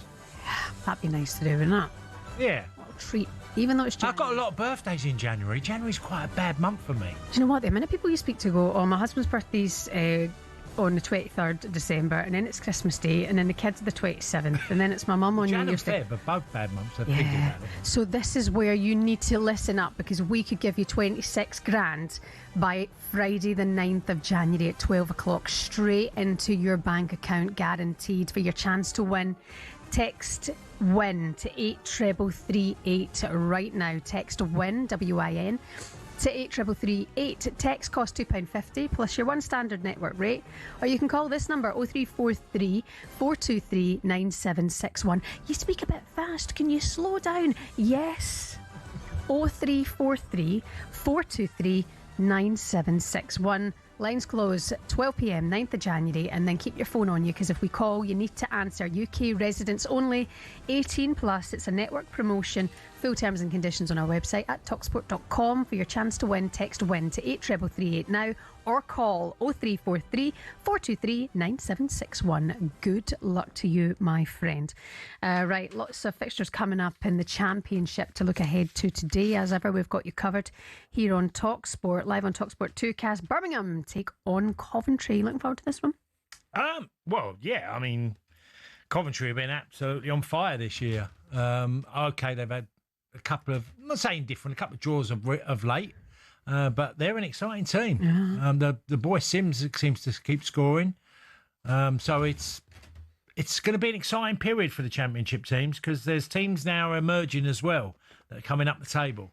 Birmingham sits 17th in the table. Coventry manager Frank Lampard highlighted the importance of his team staying humble and praised the fans for their support this season. We have to stay humble as a club as well, you know, because we have to understand that the next game is always an important one. Don't get caught up in talking about gaps in the league and all those things. They're nice, they're good, because it's a fact of what we've done. But our approach and the fans and the togetherness of the club is what's got us there. So we must keep that going, not have any expectancy now that we're going to roll over teams like Ipswich. No, with what we've got as a squad, humility and our work is one of our biggest things. So we just need to keep going in the same way. 8 points clear, I mean... Yeah. Well, he's got a gap of 9 points between Middlesbrough and third.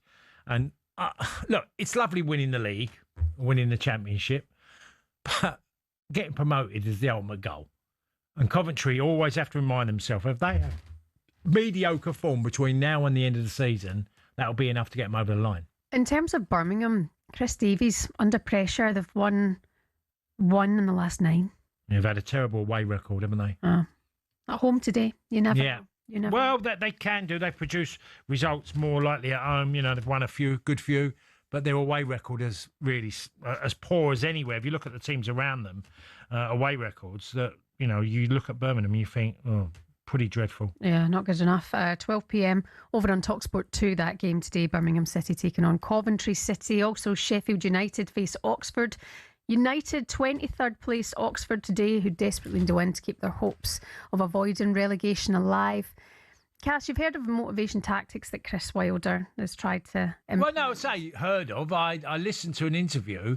I mean, first of all, that's the first game that when he came back to the club, Oxford, they won away at Oxford. That was the first win of the season for Wilder and Sheffield. They're a team climbing the table. I think they've scored 25 goals in their last 10 games. For a team that couldn't get goals early on in the season, they're starting to find, now the lad Tom Cannon's getting goals, which is helping them, like he did at Leicester. And it was interesting because I listened to an interview that Chris did, and he was talking about the 2 shirts he had hanging up in the dressing room. And it was the 2 defeats, one to West Brom, which they lost 2-0, and one to Wrexham. So the Wrexham shirt and the West Brom shirt are hanging up in the dressing room at Bramall Lane to remind the players of them 2 terrible defeats, which he considers the worst of the season. And he doesn't want to see any other shirts being added to the list of West Brom and Wrexham. Makes you think. It's funny, isn't it? But it's, you hear these quirky things in football. But they've been on a bit of a roll, Sheffield. They're capable of... And I've seen Chris do this before. He did it at Northampton when they went on a run. When he first joined Sheffield United all them years ago, they went on an amazing run in League One that got them promoted. And I think deep down, there's a few talking about Sheffield United. He won't like that, Chris, but I think they've won something like 8 of the last 11 games. So they're on a run. 3 o'clock this afternoon, you've also got Middlesbrough against Southampton. Like we say, Birmingham City taking on Coventry City at 12 o'clock. All live for you over on talkSPORT 2. If you haven't already, download the talkSPORT app. You can swipe across to stay on absolutely everything. You're listening to the Weekend Sports Breakfast here on talkSPORT. Good morning to you. Coming up next, we're going to look ahead to the lunchtime exclusive here on talkSPORT today. Leeds take on Manchester United. Oh, that should be a good one. Morning.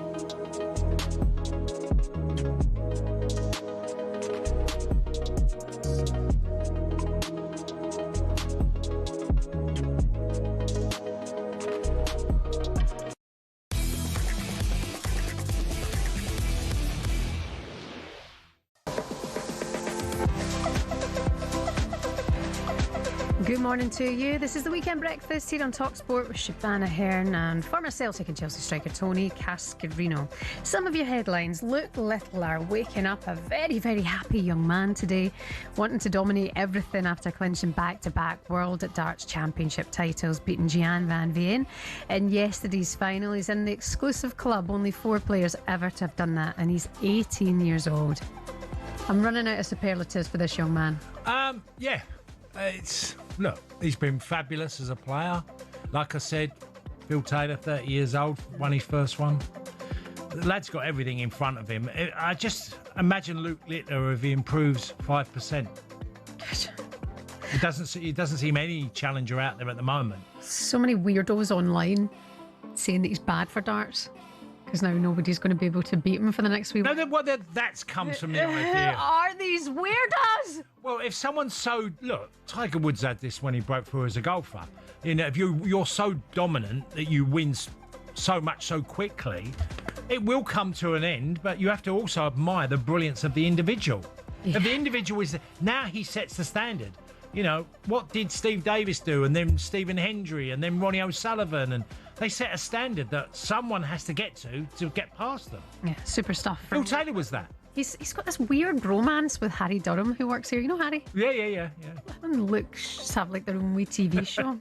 Quite funny to watch together. I mean, there is. I get what people mean, as in for the sport generally, and only having one person that can dominate, but it's for up to everybody else to get there. Oh, no, that's elite sportsman thought process there, Cass. I just wouldn't have that. England's promising start to the 5th Ashes test against Australia was curtailed by bad light and rain on the opening day in Sydney. And Newcastle take on Crystal Palace this afternoon. Eddie Howe saying the January period will be crucial for the club's season. Any home game for us is a positive. We love playing at home. Goes without saying, we've been really good at home for a long time. So, as I say, January will be a season-defining month for us. And you look at the month of a whole, I think some great games for us, some really mouth-watering occasions. But we've got some tough challenges ahead, and certainly the start to the month needs to be a fruitful one for us. Yeah, it does. I mean, you look at the table, they're 14th there, Cass. I mean, that's not the Eddie Howe Newcastle we've been seeing over the season before, is it? No, but let's give them a little, benefit of the doubt. Absolutely. Newcastle in the Champions League, they've achieved good things in the Premier League as well. They played Palace, who have played a lot of football this year. That's already, it's there to see that Palace are going to find it hard to keep up with the pace that they set. I think it's a great game for Newcastle. I think they've had probably a couple of days more rest than Palace as well. So a great opportunity for Eddie Howe's team. Look, if you get to 29 points, Sunderland are 7th on 29.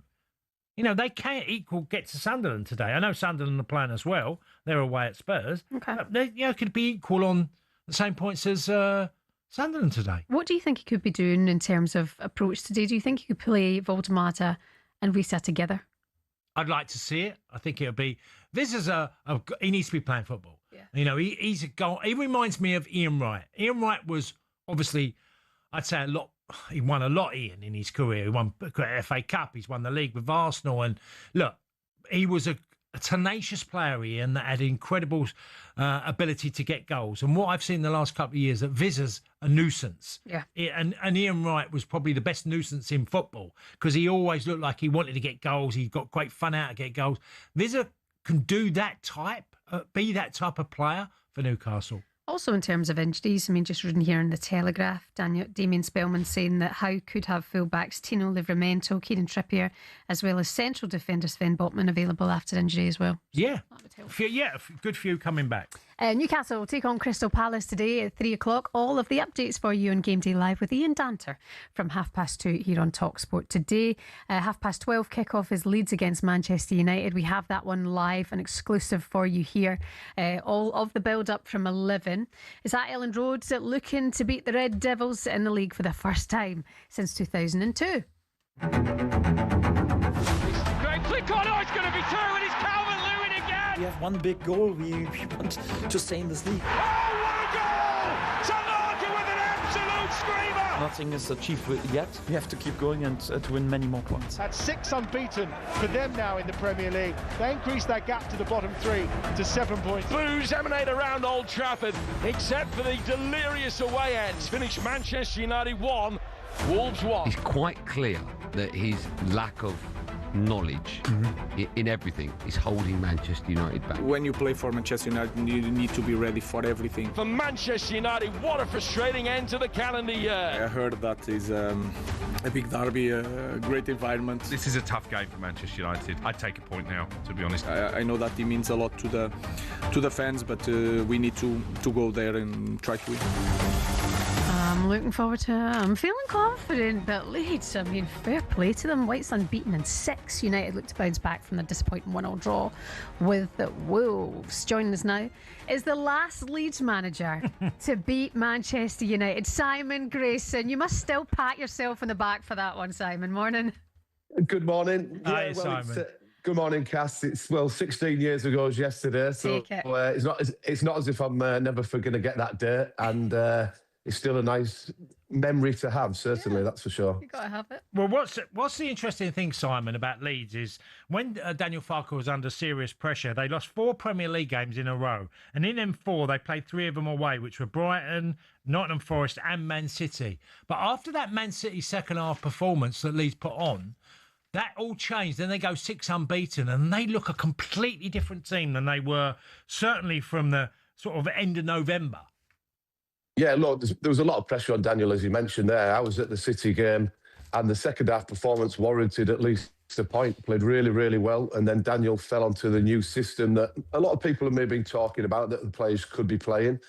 And in that run of games that we've been unbeaten since, there's been some real tough games, beating Chelsea, beating Palace, drawing with Liverpool twice, drawing at Sunderland. It's been beating Chelsea 3-1, obviously, at Ellen Road.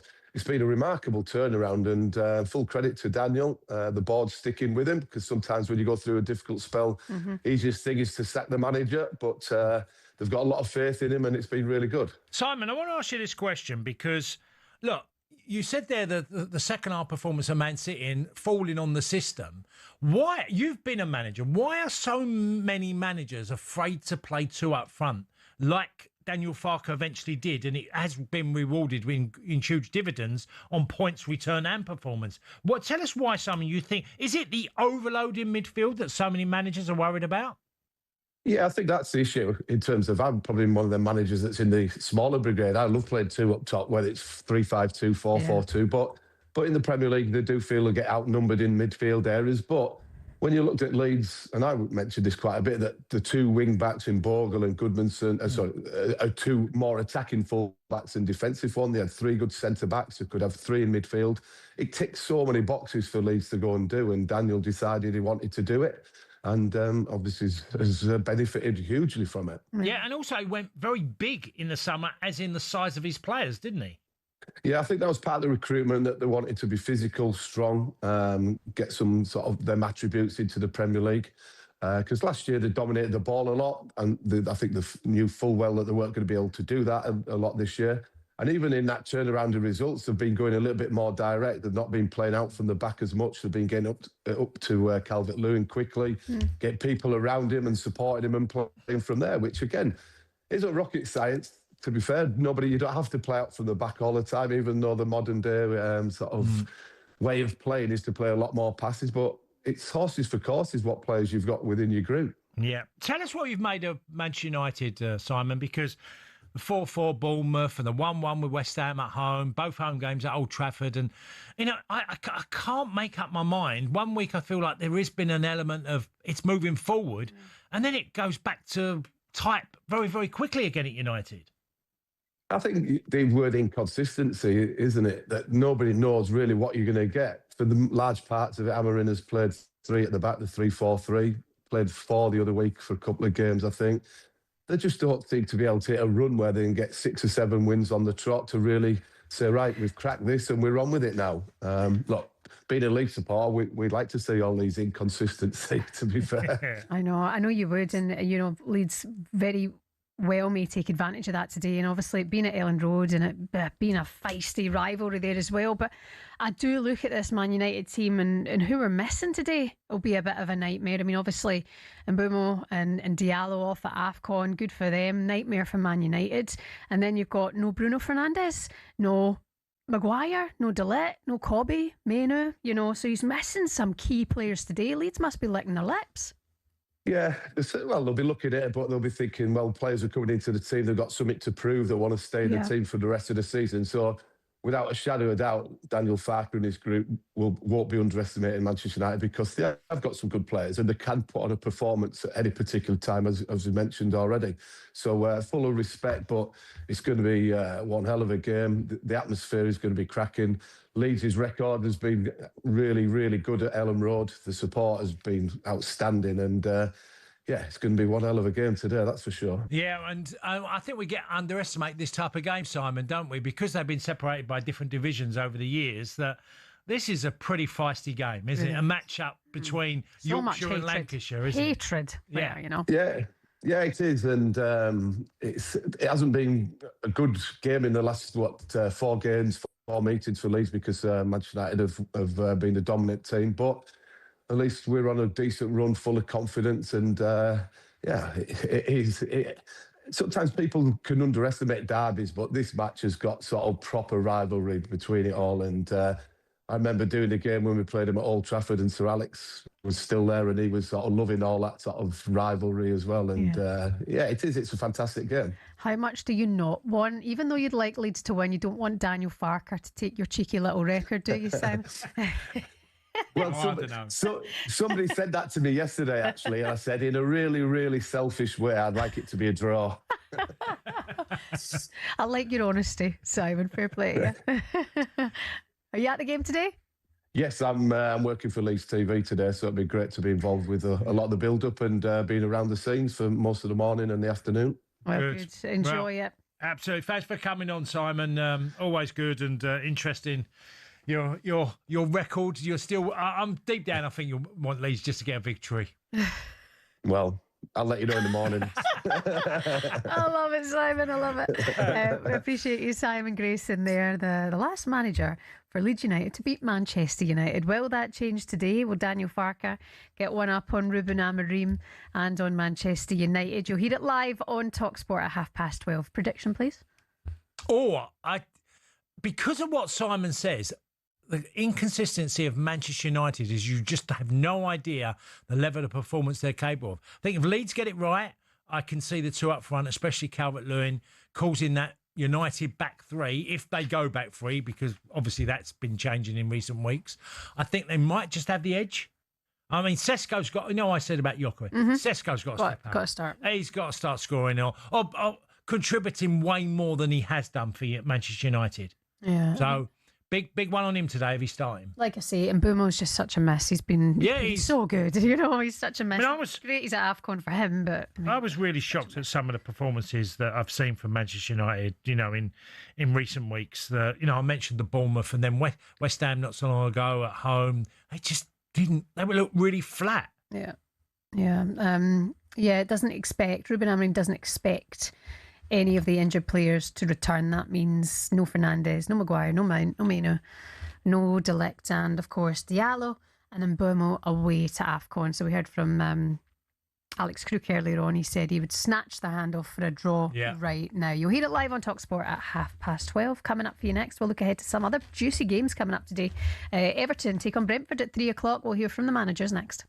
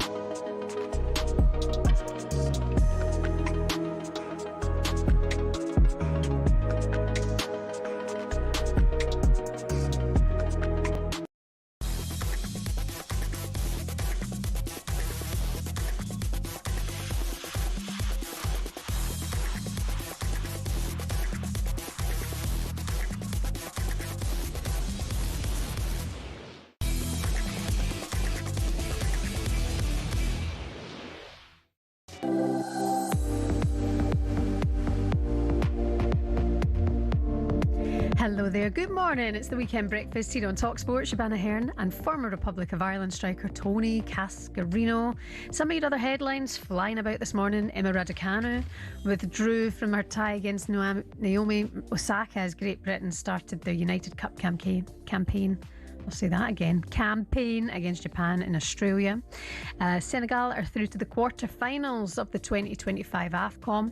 They came from behind to beat Sudan 3-1. And ahead of the final test match against Australia, England captain Ben Stokes, it says they're desperate to end their Australia tour on a high. The result this week isn't going to change what happens at the end of this game. The Ashes, unfortunately for us, hasn't gone the way we wanted it to, but we've got one more game in a big series, and although we can't get the thing that we came here for, we've still got a chance to go out there and win a game of cricket for England. They can save face cast, do you think, or is it either way it's a defeat? Well, you've lost 3-0 and then you get one back, and can you get a second one? And it is all about now building for the next time. You know, just good habits and not getting rolled over 5-0 was very important, because there's a 3-0, okay, you lose the series, but if you get done 5, that is a humiliation, isn't it? Yeah. It's different. By the way, I've discovered a show on Netflix. Do you have any memorabilia? I was thinking yesterday we had that. A bit, yeah. What have you got? I got caps, some shirts, medals, FA Cup losers medals, some championship winning medals. Have you ever had them valued? No, not really. I've sold some, but I've also given quite a few away. Yeah. Because you get asked sometimes with charity auctions and I've stuff. given quite a few away. I'm not massive on nostalgia.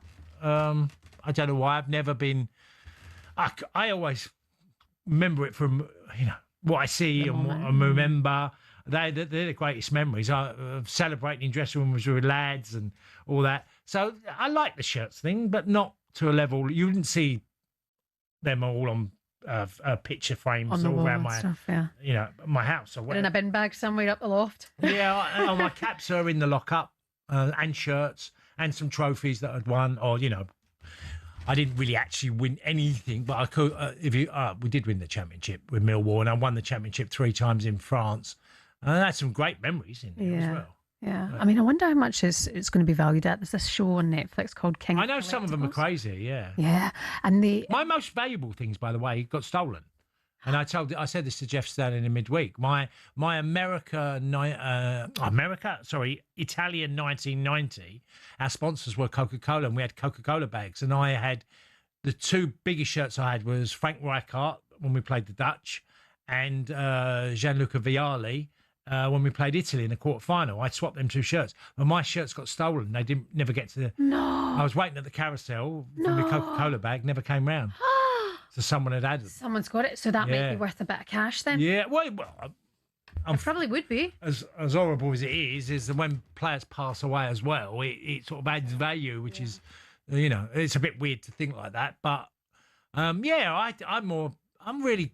they were, especially Gianluca Vialli, because he was one of my idols when I was a player, of the level of player he was, because he was a fantastic player before he came to England and continued afterwards. Not that Rijkaard wasn't. I just felt I had a bit more connection, as in the position I played on the pitch. Yeah. To Gianluca Vialli. You need to watch this King of Collectibles on Netflix. Yeah. Oh my God! I know you don't watch. I know some players you don't have watch TV, but you've got to see how much money things like sitting there might be worth. Yeah. Crazy. There's a Pokemon card that's £7 million. A Pokemon card? A Pokemon card. Owned by Logan Paul. Oh, right. Yeah. So why is it worth so much? Is it the first one of something? Or? Yeah, it's like a PSA grade 1 to 10, something like that. You're really rare. You might only have 10 of them in the world, but I think he's got the first one. So it's like a stamp, the penny black or something. Yeah, and then Panini cards, for example. Yeah, I know. I knew the owner of the Panini. Yeah. Yeah. I mean, those are worth. Are they really? Yeah, £1 million a Panini card went for. Honestly, King of Collectibles on Netflix. I'm knee deep in it. I don't think I'm going to find any, but. Where was your one from yesterday? I don't know. You could be sitting on it. Give it to you. Don't lose it. It could be worth money. I thought you took it. We found that in the charity shop. How dare someone give I that don't away? think anyone's given £1 million for it. You never know. Right, let's focus on the games today. So Yeah. I digress. Spurs take on Sunderland this afternoon at 3 o'clock. All of the updates here on talkSPORT at the Tottenham Hotspur Stadium. Spurs have only won twice at home. Sunderland aim to get back to winning ways after the 0-0 draw with Manchester City. And after the draw against Brentford, Spurs fans online were quick to mock the team's performance. It was dreadful. Spurs boss Thomas Frank admitted he's not enjoying his time in charge at the moment. We are in the situation you need to run hard to stay in it, to get through it. And then on the other side, when we look back on this spell, or maybe this first year where it was tough, we think what a learning, what an experience, made us so much better for the future. I do like his honesty. It's rubbish at the minute. I mean, it's really, really poor. Yeah, well, look, the 3-0 defeat of Forest not so long ago was a hard one for them to take. Then Liverpool beat them at the Tottenham Stadium. And then, obviously, a win at Palace. Weren't a good game, was a hard watch, Shebahn. And likewise against Brentford. He's struggling. He's really struggling. He's spinning plates over his team. But if I wanted to have a game to test the characters of my players, it would be Sunderland. They're playing them obviously at the Tottenham Stadium today. It's a perfect game for you because Sunderland have been magnificent. Their attitude, desire, hunger, they're going to test you to the absolute limit.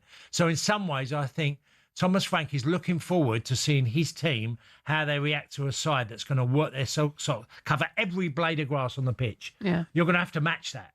So that's a big one for Spurs today. Yeah, and he is missing key players. We've spoken about Man United's injuries there. He is missing his playmakers and Madders. Well, Sunderland have got a whole host of players out, Shebahn. Not only from the AFCON. Yeah. Dan Ballard hasn't played the last couple of games for them as well. You know, they're off the back of 3 really good draws. And I thought they were incredible against Man City. I thought they just offered problems and also battled away. And look, City are a dangerous side. They can embarrass you at times. And I thought Sunderland were absolutely terrific against them. So that's at Tottenham Hotspur Stadium. Spurs take on Sunderland, and then also at 3 o'clock at the Craven Cottage, Fulham take on Liverpool. How do you see this one going? Liverpool not playing well. You know, they're not right. And I don't care that I'm a Liverpool fan or not, and Liverpool fans might disagree with me, but I don't think Liverpool are particularly good at this moment in time, even though they've improved. And they haven't had a defeat for a while. They've still look off of what we know they're capable of. So Fulham have had a change in form as well. They've been on a little bit the upside. They've now got themselves to what? Now 12th in the Premier League. So it's a tough one for Liverpool. I honestly feel Liverpool are so off of what they were last year. It's funny, you were talking about this yesterday. At the start of the season, they were unbeaten in 8. Yeah. And in that middle section, didn't win. And now they're unbeaten again in 9 8. or 10, and then they haven't lost in 8 again. So the form's pretty good. Yeah, I mean, look, there's been a few draws in that. Mm-hmm. Their performance in the 0-0 draw at the weekend was not good, you know, or sorry, during the week. Mm-hmm. Liverpool are a funny team. I can't quite make up my mind. I think they'll make Champions League football, but it'll only be just. Only just. There's no way this Liverpool team at present are even going to be close to Arsenal. Quickly, what do you make of Fulham as well? Unbeaten in the last 4. Jimenez has found his form a little bit, and I thought Harry Wilson's done brilliantly well. There's a lot of energy in the side. They've got a few players away as well. So yeah, they're doing okay. Considering Marco Silva has not had really. The boy that's come back, the fullback, what's his name? Left back, the American. Anton. Okay. Anthony Robinson. The fact that he's come back, because he's been out a long time, and he's a great player on the left side for Fulham, Anthony Robinson. He always I think he played 90 minutes in the game in the week, and he's massive for them. I like him. I think he would have been... I think a lot of clubs would have taken him if he'd have been available if it weren't for injury. Fulham, Liverpool, 3 o'clock this afternoon. All of the updates with you on Game Day Live. If you're out and about today, download the talkSPORT app. All of the updates from all of the games coming for you on Game Day Live. And then, of course, here exclusively on talkSPORT at 12:30. Leeds take on Manchester United in the Premier League. Coming up next, we're going to hear from Frank McAvenny. Frank is actually looking to support a new team for the new year because West Ham are dug meat, as are Celtic. We'll hear from the big man Frank next on the Weekend Breakfast on talkSPORT. Shebahn, what's the Celtic score? Can you give us updates? Cheers.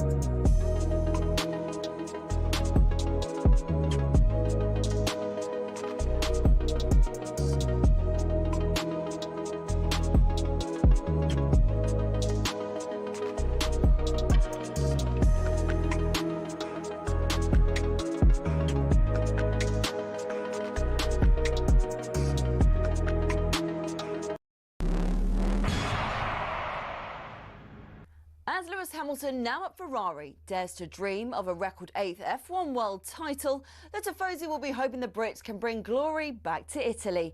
To many, Ferrari and Formula One are inseparable. They're the only team in the sport today to have competed in the first World Championship in 1950, are the most successful team in history and have built some absolutely gorgeous cars. Their first driver's title was won in 1952 by Alberto Ascari.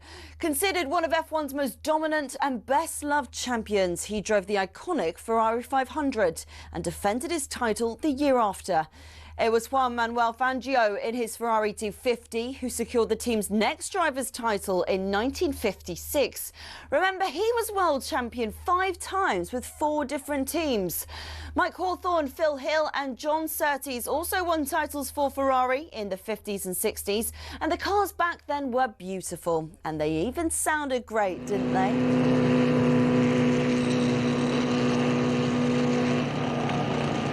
Anyway, Ferrari went 11 years without winning a title until Niki Lauda won in 1975 in the iconic 312T. Throughout much of the 80s and 90s, though, Ferrari looked like they'd never go all the way again.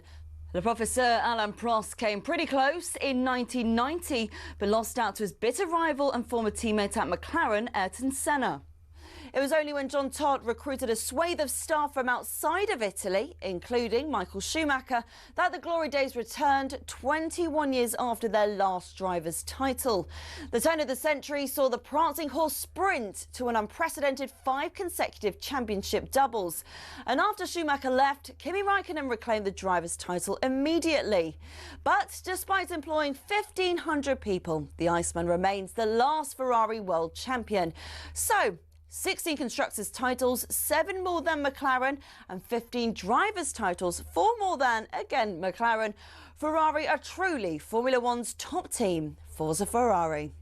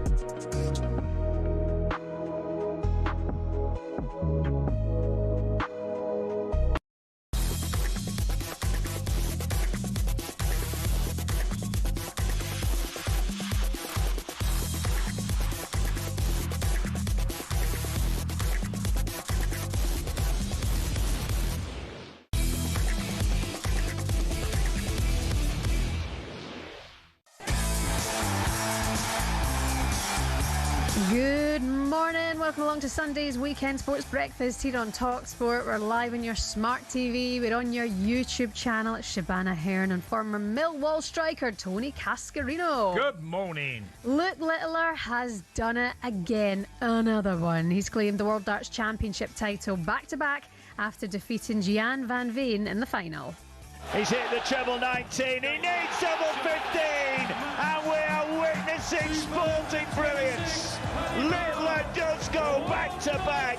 What a boy. Fair play, Luke Littler. Manchester City face Chelsea in a huge title race clash this evening, with Pep Guardiola once again questioned about his future. Oh my God. I have a contract, I said 1,000 million times. I know you are bored of me. It's 10 years here. Yeah, I'm pretty sure of that. New Year's resolutions, journalist. Stop asking him that question, at least for another week. Will City be able to close the gap on Arsenal? Crystal Palace take on Newcastle at St James's Park. Their manager Oliver Glasner praised his squad for handling a busy fixture schedule this season. They have shown from day number one that it's just an amazing group of players. They're always sticking together and giving their best, and even when we don't perform on our top level, but always try to win. All of the updates for these games coming for you on Game Day Live today from 2:30. That follows Leeds versus Manchester United live here on talkSPORT at 12:30. West Ham fans are raging. Are you going down this season? And Celtic fans, is this full crisis mode? 03717 223344 is the number to get in touch. 81089 if you want to send a text message. Good morning to you. It's Sunday the 4th of January. It's the Weekend Sports Breakfast here on talkSPORT. Good morning, Tony Cascarino. Lots of Celtic fans getting in touch this morning. I feel as the honorary Scot on talkSPORT this morning, we should get through as many as we can. Right. You have to be David as well if you're a Celtic fan. Another David Celtic fan with us this morning. Hi, David. Happy New Year. Good morning, Shebahn. Good morning, Tony. Happy New Year. Happy New Year. Where'd you stand this morning? Are you positive for Wilfred Nancy? 6 defeats in 8? In a way, yes, because Martin O'Neill went to Seville this year at the back. Granted, he had the players, but you've got to remember we've got a couple of injuries, and I would have played Liam Scales ahead of Austin Trusty. Do you know that? I don't know why, but I would have played him. And we've also got Arthur Johnson out. Who would probably play in the position of Arthur Tony Wilson. Yeah. David, I look, the first half was pretty good for Celtic. Played well, got the lead, and could have added to that 1-0 lead and could have got 2 to maybe 3-0 up. The problem came clearly in the second half when Rangers changed their tactics. And that was the issue why Celtic ended up falling apart. I'll tell you what I don't like from, I mean, we watched Rangers do it maybe last season, season before, or whatever. This season, in fact, was they kept changing managers mid-season. Managers kept inheriting other teams and had to deal with it. So if we get rid of Wilfred Nancy now, we've got to bring someone else in to deal with what's there, with Brendan left. You know what I mean? Yeah. So the only thing is, David, I do appreciate what you're saying. You know, you talk about Martin O'Neill, you know, playing that, but it was working then. You know, he's not adapting when it's not working, and you've not got the players to play the system that you want just yet. But I do appreciate what you're saying. I like that you're trying to err on the side of positivity this morning, because yesterday was dire. You know, I've seen the protests obviously outside Parkhead yesterday. Do you think he can survive it? I think he will, yeah. I think the man from Del Monte, Dermot, and Dale the Gibraltar, I don't think he'll sack him. I don't think so. Okay. I think it will come from inside, but that's if he stays. But I think he'll stay. I don't think it's sensible to change a manager mid-season. Yeah, David, they've already done it. We'll see what happens. Thanks so much for your call this morning. Have a good day. Bye bye. Thank you. If you look at it this way, Shebahn, Hibernian, who are 5th, they're 4 points off of Celtic and Rangers. Okay? Motherwell, who are 4th, are 2 points off of Celtic and Rangers. So, you know, it just shows you how far off these two clubs have been this season, as in the two giants of Celtic and Rangers, as they lie 2nd and 3rd behind Hearts, and Hearts are 6 points clear. It's However way we look at it, that it's been an extraordinary fall, more so from Celtic because Rangers weren't so good last year, and they've improved slightly, but Celtic's drop off has been just. I mean, how many points did Celtic win the league? Do you know from last season, Shebahn? Top of my head, was it 9 points? Is it 9 points? I don't remember, but they won it quite comfortably. Yeah. Yeah. So the drop off of Celtic has been alarming, to say the least, and they've had Brendan Rodgers in the job, obviously party company, and then Martins took over and had a decent run at it, got results in these 8 games, won 7 of them, and then since Wilfred Nancy's come in, they can't seem to find victories, and who they've been beaten by as well. Losing to Motherwell that's pretty serious. As in, that's no disrespect to Motherwell, but in comparison with club, what do they get? Watch them every week, 5,000. Yeah. We're talking about a giant in Celtic and Rangers. I think the alarm bells are gonna keep going at Parkhead. I can't see a bright future at the moment at all. I can't see that pathway that Wilfred as Nancy's talking about. I can't see it. It was 17 points. 17, okay. That's a big gap. Yeah, and it's really poor, and you see the protests, and obviously it's weird having Martin O'Neill in at talkSPORT after kind of steadying the ship at Celtic. And David says there, changing a manager, mid-season, it's happened already, and I don't think bringing then Martin back in will be the right thing. Who's to say that doesn't work? Yeah. I just don't feel this guy gets it. No, and I feel you have to at least fully get it before you come into the job. And I'm not convinced by the interviews either. And I said yesterday that I was positive going into the derby because of the approach he'd had in that 7-minute rant about, I will die for this club. And yeah, you can sit here, you journalists, and you can kill me because I'm not winning. We're not winning. Yeah. And I appreciated that. But then, yesterday, the way it just turned in the second half, stadium empty, and this isn't good. I know. I would say performance and effort and desire by the players was there. Some might disagree with that. I thought it was clearly a tactical mistake from half-time. That Rangers changed, Celtic couldn't adapt to it, and they paid the ultimate price. They lost 3-1. So it's more credit to Danny Howe than obviously Wilfred Nancy. Yeah.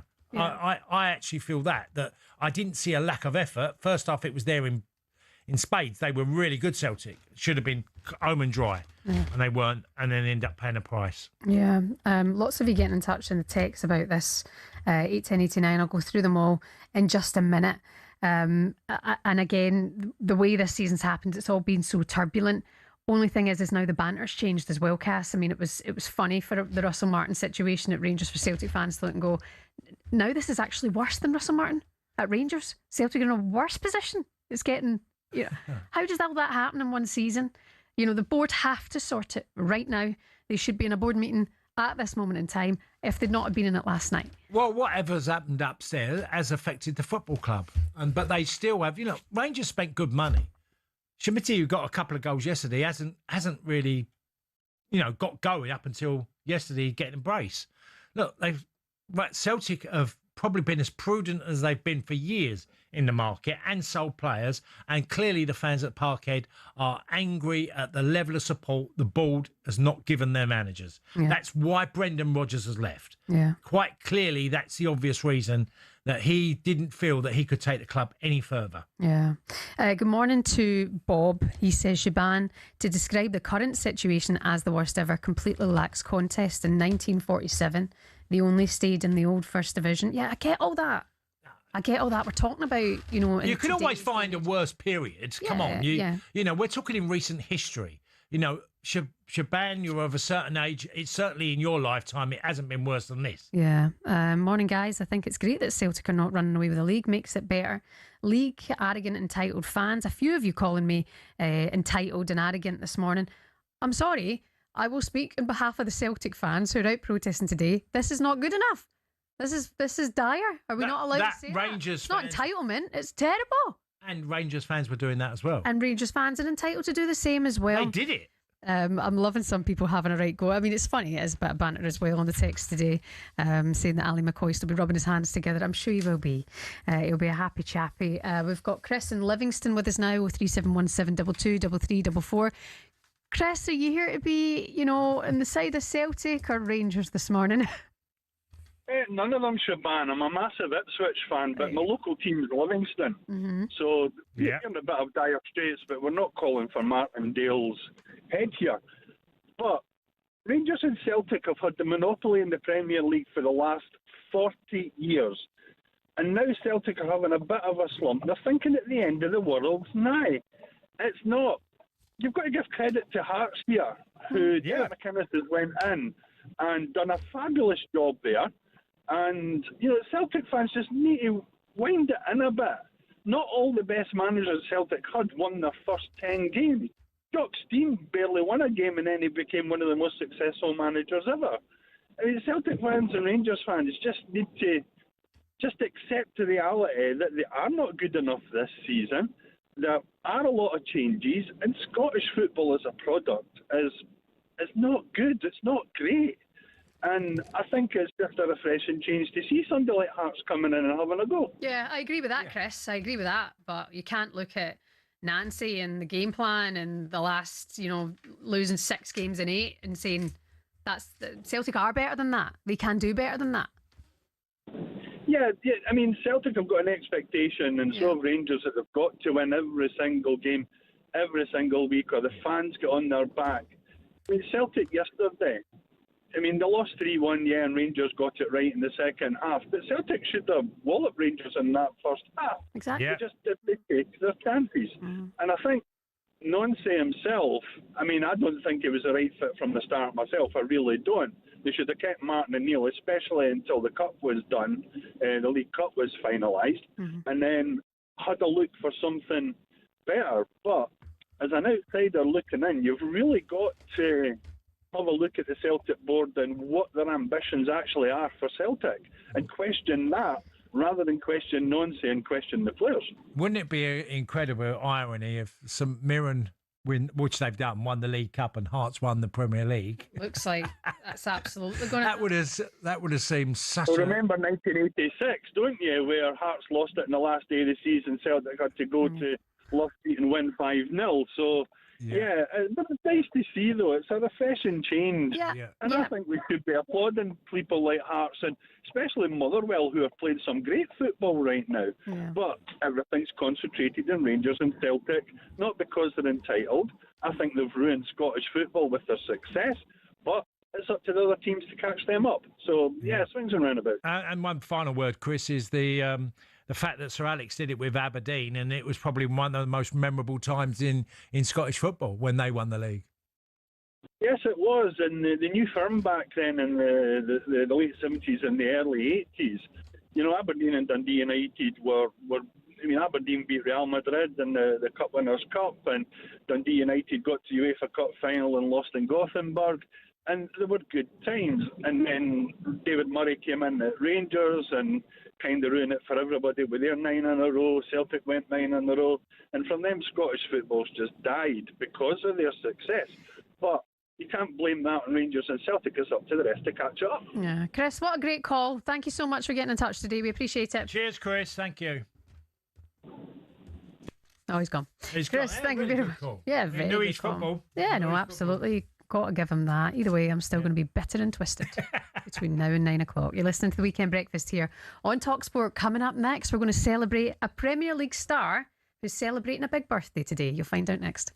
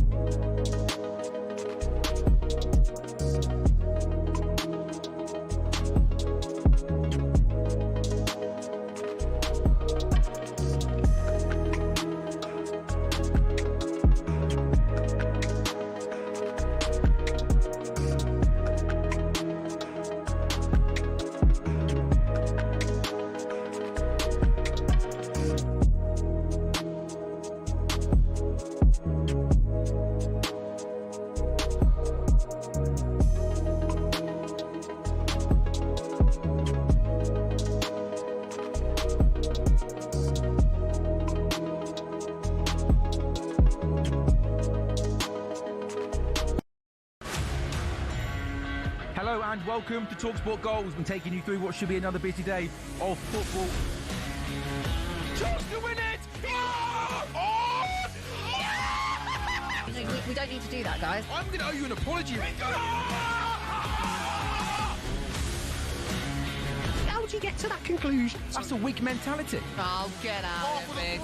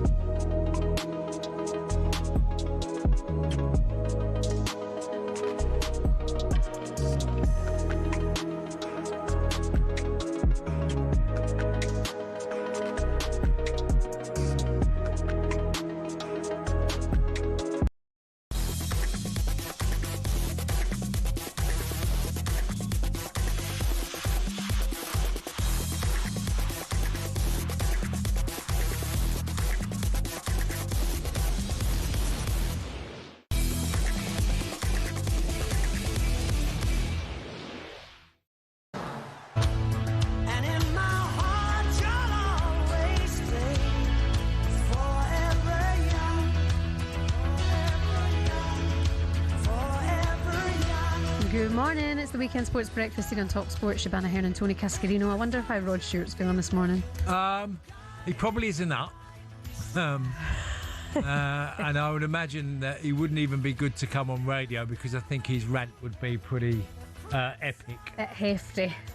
Well, yeah, and look, Rod's seen a lot of things over his lifetime with Celtic.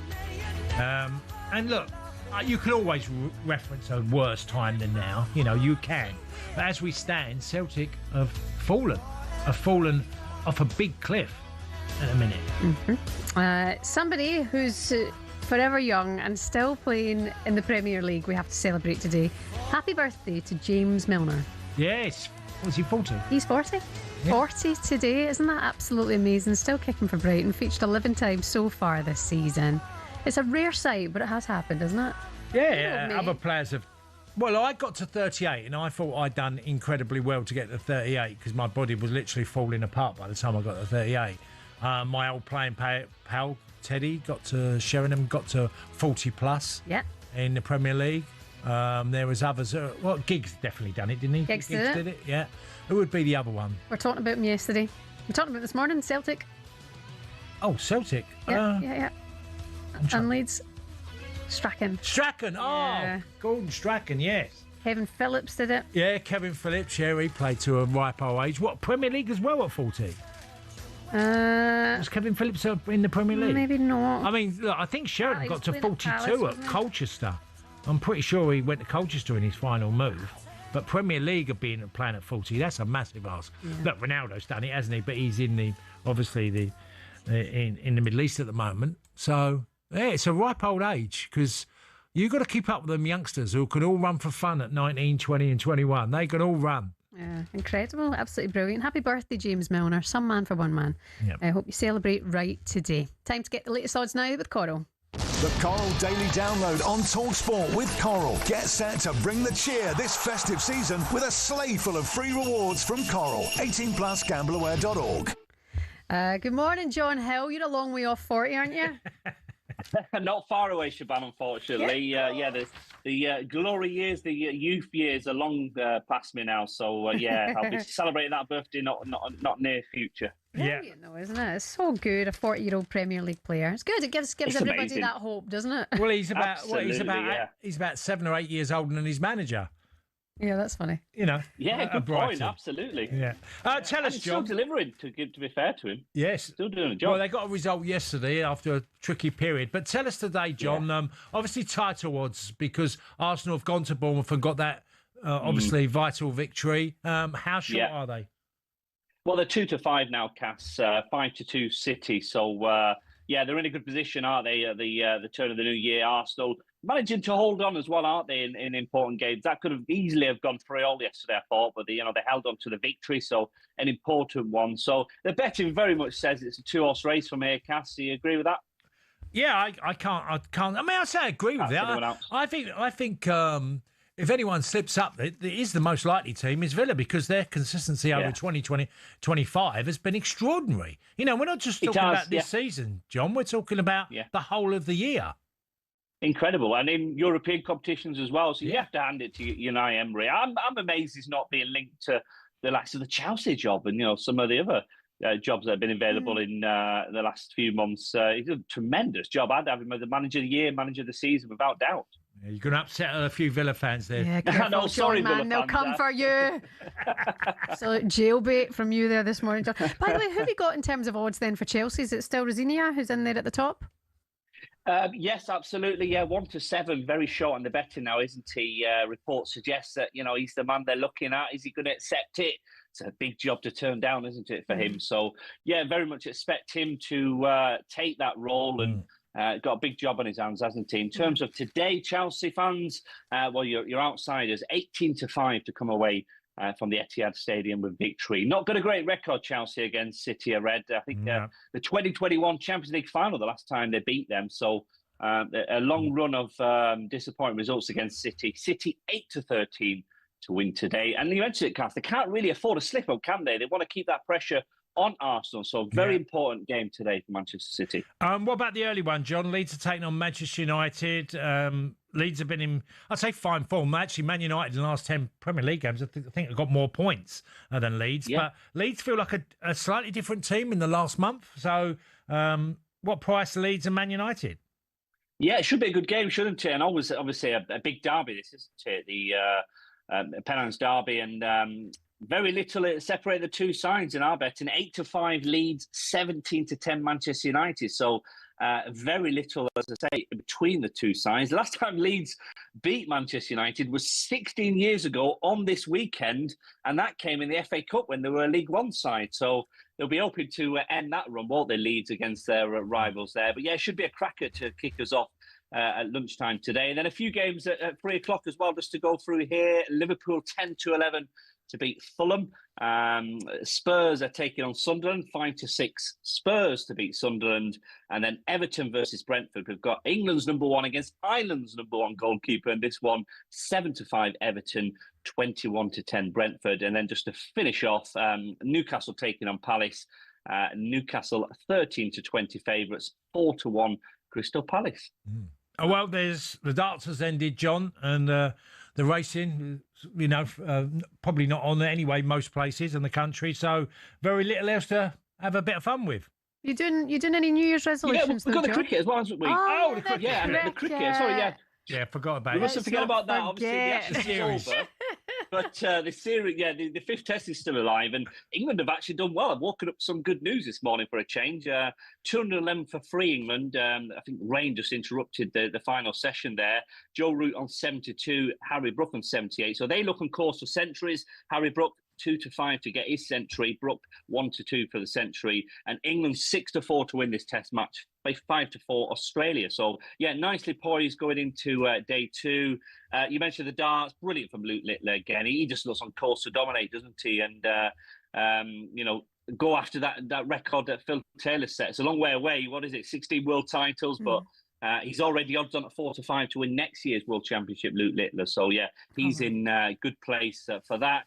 And then just to finish off on the racing today, obviously we had interruptions yesterday when Canton was abandoned due to the weather. Hopefully the weather today is, we've got Southwell on the all weather, so that certainly won't be interrupted. But we have lost meetings from Chepstow and Plumpton, so it is bloody cold out there, isn't it? Absolutely freezing, I have to say. Go and get your wee long johns on then, John Hill. Thank you so much for being with us today. Have a good one. Cheers, John. Cheers, guys. That was the latest odds with Coral. 18+ be gambleaware.org, and please gamble responsibly. The Coral Daily Download on talkSPORT with Coral. Get set to bring the cheer this festive season with a sleigh full of free rewards from Coral. 18+ gambleaware.org. You're listening to Weekend Sports Breakfast here on talkSPORT. On the way next, we're going to build up to the battle of the big boys this evening. Man City take on Chelsea.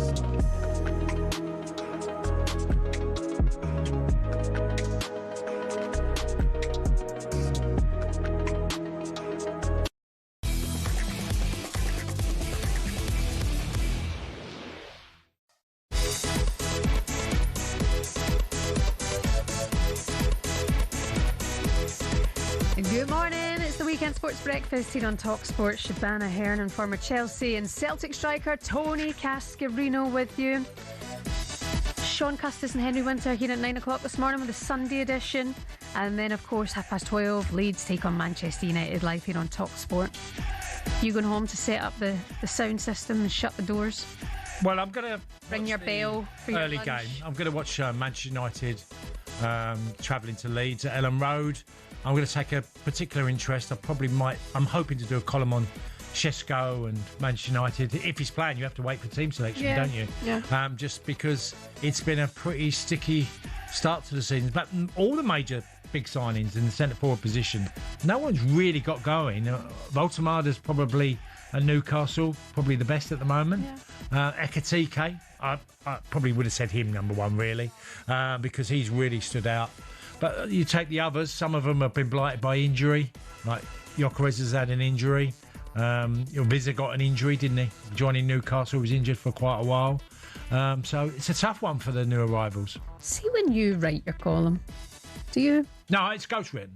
I give the idea. I get ghostwritten. I don't write the whole column. So what do you like? Just send notes as to what I've got all my notes about what I want to talk about, and then someone will structure it for me. Nice. Which is, yeah. And they do you like how they structure it? Or do you read it and go, this is rubbish? No, I'm lucky. I've had some brilliant people working with me, and we go through it all, and then we'll change some things. But it's basically, it's my words, and someone does it for me. Nice. So, yeah, I'm not embarrassed to say that. No, I know someone writes it. No one, they really structure it well, and they take across my points. I'm much better at.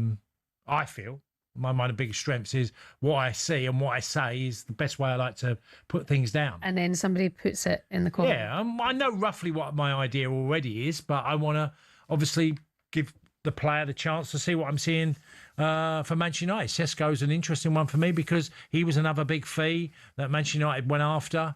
We're in a battle with other clubs for him. And so far, it hasn't worked. And also, you could go back to Rasmus Højlund when he joined Man United, and he was 70-odd million, and Anthony and others. A lot of these times, I think the rate of success is about 50% on big signings, which is, it's coin flipping. Yeah. That's what it is. If you're saying you're going to spend as a club, if you did this in business and said, we're going to spend 75 million on something and it's a coin flip if it worked, most people would think you were mad. Yeah. But in football, that is done often. How crazy is that? Interesting. We look forward to reading it on what day? Yeah.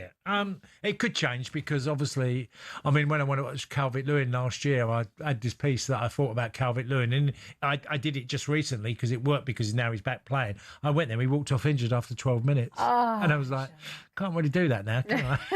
I could have, but cheers, Dom. And then he didn't play for 5 months, so, Yeah, okay, we look forward to reading that. Here's what's coming up for you on talkSPORT today. Shortly after us, 9 o'clock this morning, it's the Sunday edition. Henry Winter here alongside Sean Custis. 11, Max and Barry here in the warm-up, and then game day exclusive here at lunchtime, 12:30, Leeds at Man United. Adrian Durham, as ever, at that game for you. And then Ian Danter, 2:30, going around the grounds for Game Day Live. And then Majestic and Alan Pardew here in the studio, taking all your calls and the fallout from today's football.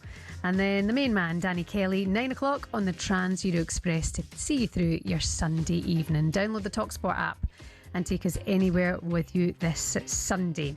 Looking forward to 5:30 today, Cass. Man City against Chelsea. Yeah. The evening game, huge one at the Etihad. It marks Chelsea's first match since Enzo Maresca left the club on New Year's Day.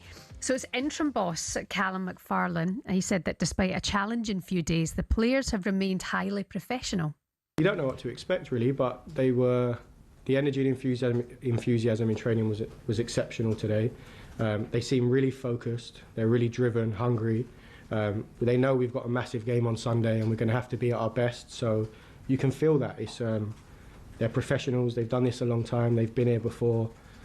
Reece has been brilliant. He's been a real leader in the group and supported the staff and the players. So you can't ask for any more. It just seems like a real focus for getting the best performance we can on Sunday. I was reading in the paper yesterday that his missus is raging because they had a trip away planned and then he got the job pulled in last minute, and apparently his pass needed updated to be the first. Oh, right, okay. All this kind of stuff, but yeah, wife absolutely fuming. Join us now to look ahead to this one. Chelsea fan and celebrity chef Aldo Zilli is with us. Happy New Year, Aldo. How are you? Happy New Year, Aldo. Yes, Happy New Year. Happy New Year, everyone. Hello. Tony, how are you? You all right? I'm good. I'm good. What about you and your Italian friend Enzo departing? How do you feel? Well, I'm all right. I don't think he is. No.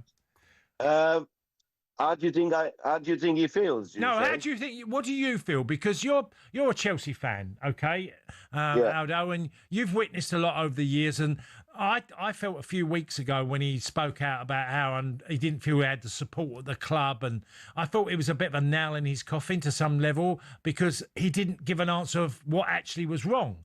And they've had some indifferent results. So you're a supporter. Tell us how you feel from a supporter's perspective. Well, as a man and as a businessman and as a supporter, I feel that Enzo Maresca had different plans in his head in the last month or so. I mean, the mistakes he made, all the mistakes he made in the last 3 or 4 games on changing players and wrong substitutions, the Tosin idea, all of those things, of course, the board didn't like. And then, he went against the board by throwing them under the bus on interviews. Then what do you expect? That's what I'm trying to say. The problem is that we've been here before, haven't we, at Chelsea? Many times. And, the chance we wanted to give Maresca is to grow this young team. I mean, let's not forget we spent the billions that we spent to build a team. And I think he's halfway there. He played, if you remember the games against Arsenal, we won the Club World Cup against the best team in the world. Barcelona, 3-0 at the Bridge. Yeah, so we have got it. We have got the team and we have got the players. It's just playing the right players at the right time. The injuries haven't helped, but it doesn't, we can't look at injuries when we got that kind of strength and those many players.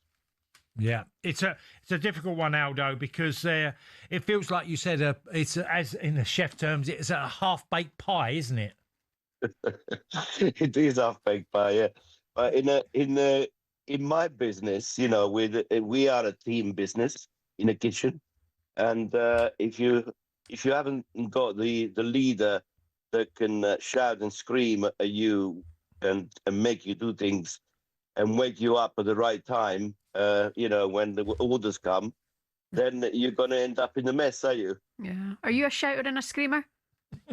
Sorry? I am a shouter. You are. You are. As you can tell, I have lost my voice. So, yes, I am a shouter and a screamer in any sense. Yeah. How do you feel about Rosinia being the leading candidate to replace Enzo? Well, as I said on Instagram, he looks like a yes man, so he might be all right. Okay.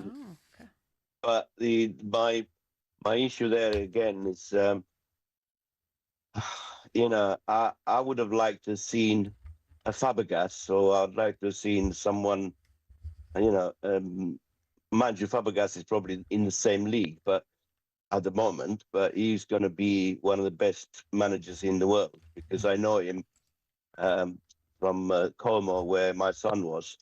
So I was hoping that he'd come back to Chelsea, but he's very happy where he is. But I'm putting the word out there just in case. You know what I mean? Aldo, one thing. Look, you're obviously Italian, and you're a fan of Italian football. And always, what I'd admired about Italian football is that they always kept players with experience that were the heartbeat of a football club. And I don't see that at Chelsea. Now, that might feel a small thing, but Thiago Silva, when he was at the club, and you've had the John Terry and, and other players that have been at the football club that lead by, they're as an example of an experienced player. So you're the guy that you talk about in the chef in the kitchen and the experienced man, but I don't see that in the Chelsea team. Well, exactly. I don't think, well, you say that, the Reece James is pretty, but Reece James doesn't seem to be much of a leader. That's my issue with him. There's Enzo, but, you're right. But they're still very young in comparison. I mean, 100%. 100%. You've got. I can remember watching Italian footballs of Maldini and Baresi and many others. They were in their early 30s, and I see that with PSG with Thiago Silva, and then when he joined Chelsea, and I've seen it with Henderson when he joins Brentford and Xhaka at Sunderland. And I'm like, Chelsea need that in their side. Yeah, especially now. Yeah. Especially like today, for example. But we haven't, unfortunately, no. But the thing is, what we do have is a lot of passion and a lot of players that want to play football. And what we do have is skill. What we do have is goals in quite few players, and not just one or two. So, I don't think that the young kid, Esteban, I think that the young kid, for me, needs to start with Alba together. They're two very young players. They love playing together. Don't separate them. Let them play 90 minutes and see what happens. Let the people that want to play and score, let them play, and let's see. Garnacho unfortunately hasn't been what I thought it might be. His misses are too many now. So I would, Neto is, for me, is one of the best players we got. Let those players be on the pitch from the start and see what it takes us. What I think the mistake is, what Maresca,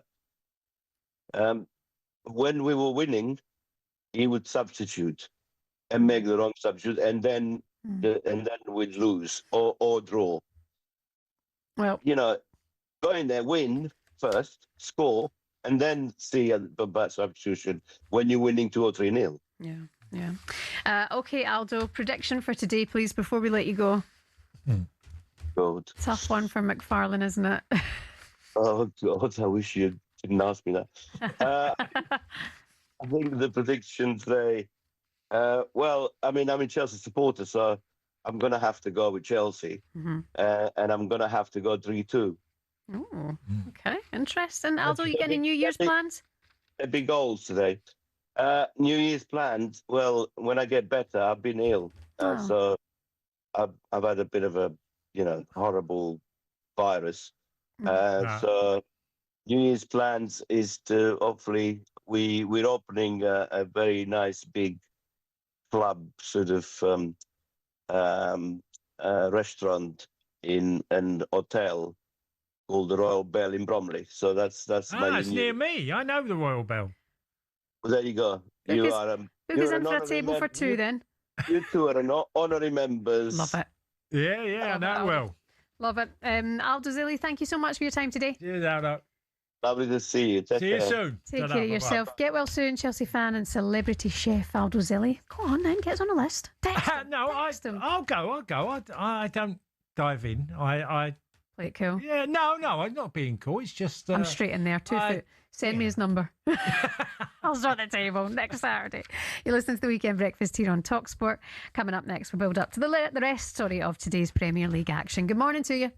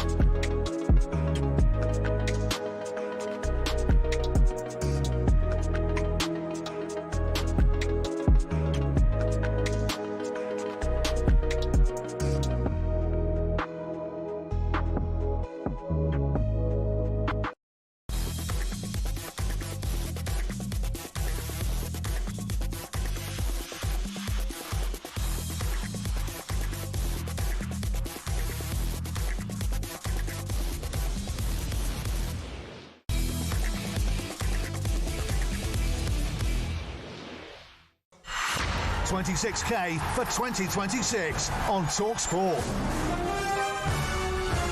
Hello there, good morning. It's the Weekend Sports Breakfast here on talkSPORT. Shebahn Aherne Tony Cascarino, and our plans to make you 26 grand to the better by Friday the 9th of January. It's such a hard month, isn't it, January? We're all saving, making up for Christmas. So many of us then have birthdays and weddings and everything else to fork out for. So we want to help you make January that little bit easier on the old bank balance. We're giving you the chance to win 26k by 12 p.m. on Friday the 9th of January. So here's how you can enter. Text the word WIN to 83338 now. Your texts are £2.50 plus your one standard network rate. Or call this number 0343 423 9761. I'll give you that again. 0343 423 9761. The lines close at 12 p.m. on the 9th of January, and then you'll need to answer your phone if it rings. Don't have us on flight mode or silent that day, please. UK residents only, 18 plus. It's a network promotion. The full terms and condition, as always, are on our website at talksport.com. So one more time, for your chance to win, text WIN, WIN, to 83338 or call 0343 423 9761, and £26,000 could be yours by Friday. Lovely jubbly. Good luck to you. We're building up to a busy day of football. Our lunchtime exclusive here on talkSPORT is Leeds versus Manchester United. Here to get an update on it all and a wee update on the transfer window is talkSPORT's chief football correspondent, Alex Krug. Happy New Year, Crookie. How you doing? Happy New Year, Crookie. Happy New Year, both. Yeah, all good. How was your Christmas and everything? Have you got any New Year's resolutions? No, not really. They go out the change. window quite early, don't they? So You're kind of perfect, aren't you? Don't know about that. But yeah, Christmas was great, thank you. Very busy with football. There seemed to be more football this year than ever before, but it's all good. Yeah. So come on, Crookie. Latest updates on transfers, because there's a few rumours and you can't do anything more of a rumour except spread it. So where are these rumours going? Well, should we start with Jurgen Strand-Larsen at Wolves? Massive win for them yesterday. First under Rob Edwards, first of the season. Probably, well, almost certainly too little too late in terms of mounting any kind of survival push. But interesting again to see that Jurgen Strand-Larsen, even in a team that are struggling for goals, struggling to put points on the board, started the game on the bench. At West Ham, ironically, one of the teams who've shown interest in him this window, but I think they've balked at paying Wolves price tag of more than £40 million. Aston Villa have been mentioned to me as maybe a backup option to Ollie Watkins. I think the other one is Nottingham Forest to keep an eye on when it comes to Strand-Larsen, because Callum Owendo, who was on the bench for them yesterday, live on talkSPORT, he's off to Frankfurt on loan with a €27 million option. That's a transfer from the summer that hasn't really worked out. And Strand-Larsen feels they're in Nottingham Forest, they're a Sean Dyche type player, doesn't he? He wants to get away. Wolves, I think, knowing they're doomed to the Championship next season, are willing to cash in on a couple of stars. So I think certainly that's one we're going to be keeping a close eye on between now and the end of the month. What about Harvey Elliott? Because obviously it didn't work out at Aston Villa. He's still a young man. He's still 22 years old. So, you know, he's had some great times at Liverpool, but gone to Villa, it hasn't worked out. There seems to be not much interest from Premier League clubs after the Villa debacle. Well, he can't play for another Premier League club. He can't play for another club in Europe because he made 2 appearances for Liverpool before making that loan move to Villa. And under UEFA rules, you can't play for more than 2 teams in the same continent in the same season. So he's handcuffed a little bit. And I'm baffled by this because we saw how well he played for the under-21s at the European Championships. Yeah. He has more than held his own whenever he's been seen in a Liverpool shirt. So the fact he's gone to Villa, and Unai Emery has now come out publicly and said we're not going to pick him because there's an obligation in the loan that if he plays 10 games, we've got to pay £35 million. We don't want to do that. I think it's a puzzler because he went there on transfer deadline day, and I think everybody felt this was a great move for Liverpool because he wasn't going to get much game time there. Brilliant for Aston Villa in terms of improving their chances, and great for Harvey Elliott to go out and play for a club of Villa's stature, but it hasn't quite panned out that way. There is some interest from the MLS. Charlotte, managed by Dean Smith, the former Villa and Leicester manager, but I'm not sure that Harvey Elliott is keen to make that move at this moment in time. So he's a little bit in limbo. It also sounds like Liverpool aren't particularly inclined to terminate the loan. There isn't any recall option, so it would be up to Aston Villa to go to them. And I'd imagine there would have to be some kind of financial agreement in order to send him back to Anfield. One player we've talked about Carlos Baleba, Crookie, we spoke about him a few times last year. Phil Barber spoke about Tony Barber, sorry, who spoke out that he isn't for sale, or there is no reason to sell him at this particular time. Yeah, I spoke to Paul Barber before Brighton's win against Burnley yesterday, and he was quite forthright about it. He said we've had no contact from anybody at Manchester United, despite reports to the contrary that came out on Friday night. We don't want to sell him in this window. We don't want to sell him in any window, was what Barber said to me. But I think they know in the summer that they might have their hands full to try and keep hold of him. He's not had a great season, Carlos Baleba. In fact, 3 or 4 times he's been taken off at half-time by Fabian Hertzler. So you do wonder if this interest from Manchester United has got in his head. But Manchester United haven't got 100+ million to spend in this transfer window. I think if you watched Ruben Amorim's press conference, the embargo section that was released late last night, he cuts a frustrated manager now. I think, A, because he's been told by the hierarchy that he needs to be more adaptable in terms of his system and then this rigid back three that hasn't really worked out on a consistent basis. And B, because I think he's been told there aren't going to be funds to strengthen the squad in this window. So I'm not really too sure where these fresh Baleba links came from on Friday night. And then, Crookie, as a Man United fan as well, from what we've seen of Baleba this season, I'm not convinced either that he's the guy, or is that unfair? Maybe his head is turned. No, listen, I think it's a genuine concern. The fact that his form has gone to pot since those United links emerged in the summer. He had a really good season last year at Brighton, and it's taken him a little bit of time, but he looked like that heir to the Moyes Caicedo throne, which is what they hoped when they signed him in the first place. But at this moment in time, I would say that Elliot Anderson in particular, and probably Adam Wharton as well, look the more complete package than Baleba. And if he's struggling, the fact he's been linked with Manchester United, does he necessarily have the attitude to pull on that Manchester United jersey? Because there's a big difference, as Scott Minto tells me regularly, to looking a superstar at a club like Brighton and then going to United, putting on that red shirt with all the expectation that comes with it. Yeah. I think Elliot Anderson and Adam Wharton look better equipped to handle it right now. Love Adam Wharton. Crookie, prediction before we let you go. Leeds United today, 12:30 on talkSPORT. The prediction is that I'm going to be watching from behind the sofa. This is injuries. Injuries, AFCON. It's a tough game, isn't it? I mean, there's going to be some kids who are going to experience the bear pit that is Ellen Road. This is the one fixture Leeds fans are always guaranteed to be up for. But United's record is good. I think it's 1 defeat in their last 19 Premier League games against Leeds. Let's go for a draw. I'd take a draw now, by the way. Yeah, I know you would. Crookie, thank you so much for your time. We'll speak to you later on. That's Leeds Manchester United live at kick-off 12:30 here on talkSPORT, and that was a transfer update to With Intuit QuickBooks. Transfer window. Breaking news on talkSPORT with Intuit QuickBooks. Tackle your self-assessment with Intuit QuickBooks. Search QuickBooks to find out more. Probably shouldn't mention this before we go, but just from talking about Celtic today, I have been called every name under the sun. Have you? Every name under the sun. Nothing says goodwill and cheer in a new year like an abusive message. Happy New Year. Honestly, thank you so much for a great weekend, Cass. We'll see you again see you soon. Next Saturday from 6. We'll be back with you then on the Weekend Breakfast. On the way next, Sunday edition with Sean Custis and Henry Winter. Enjoy.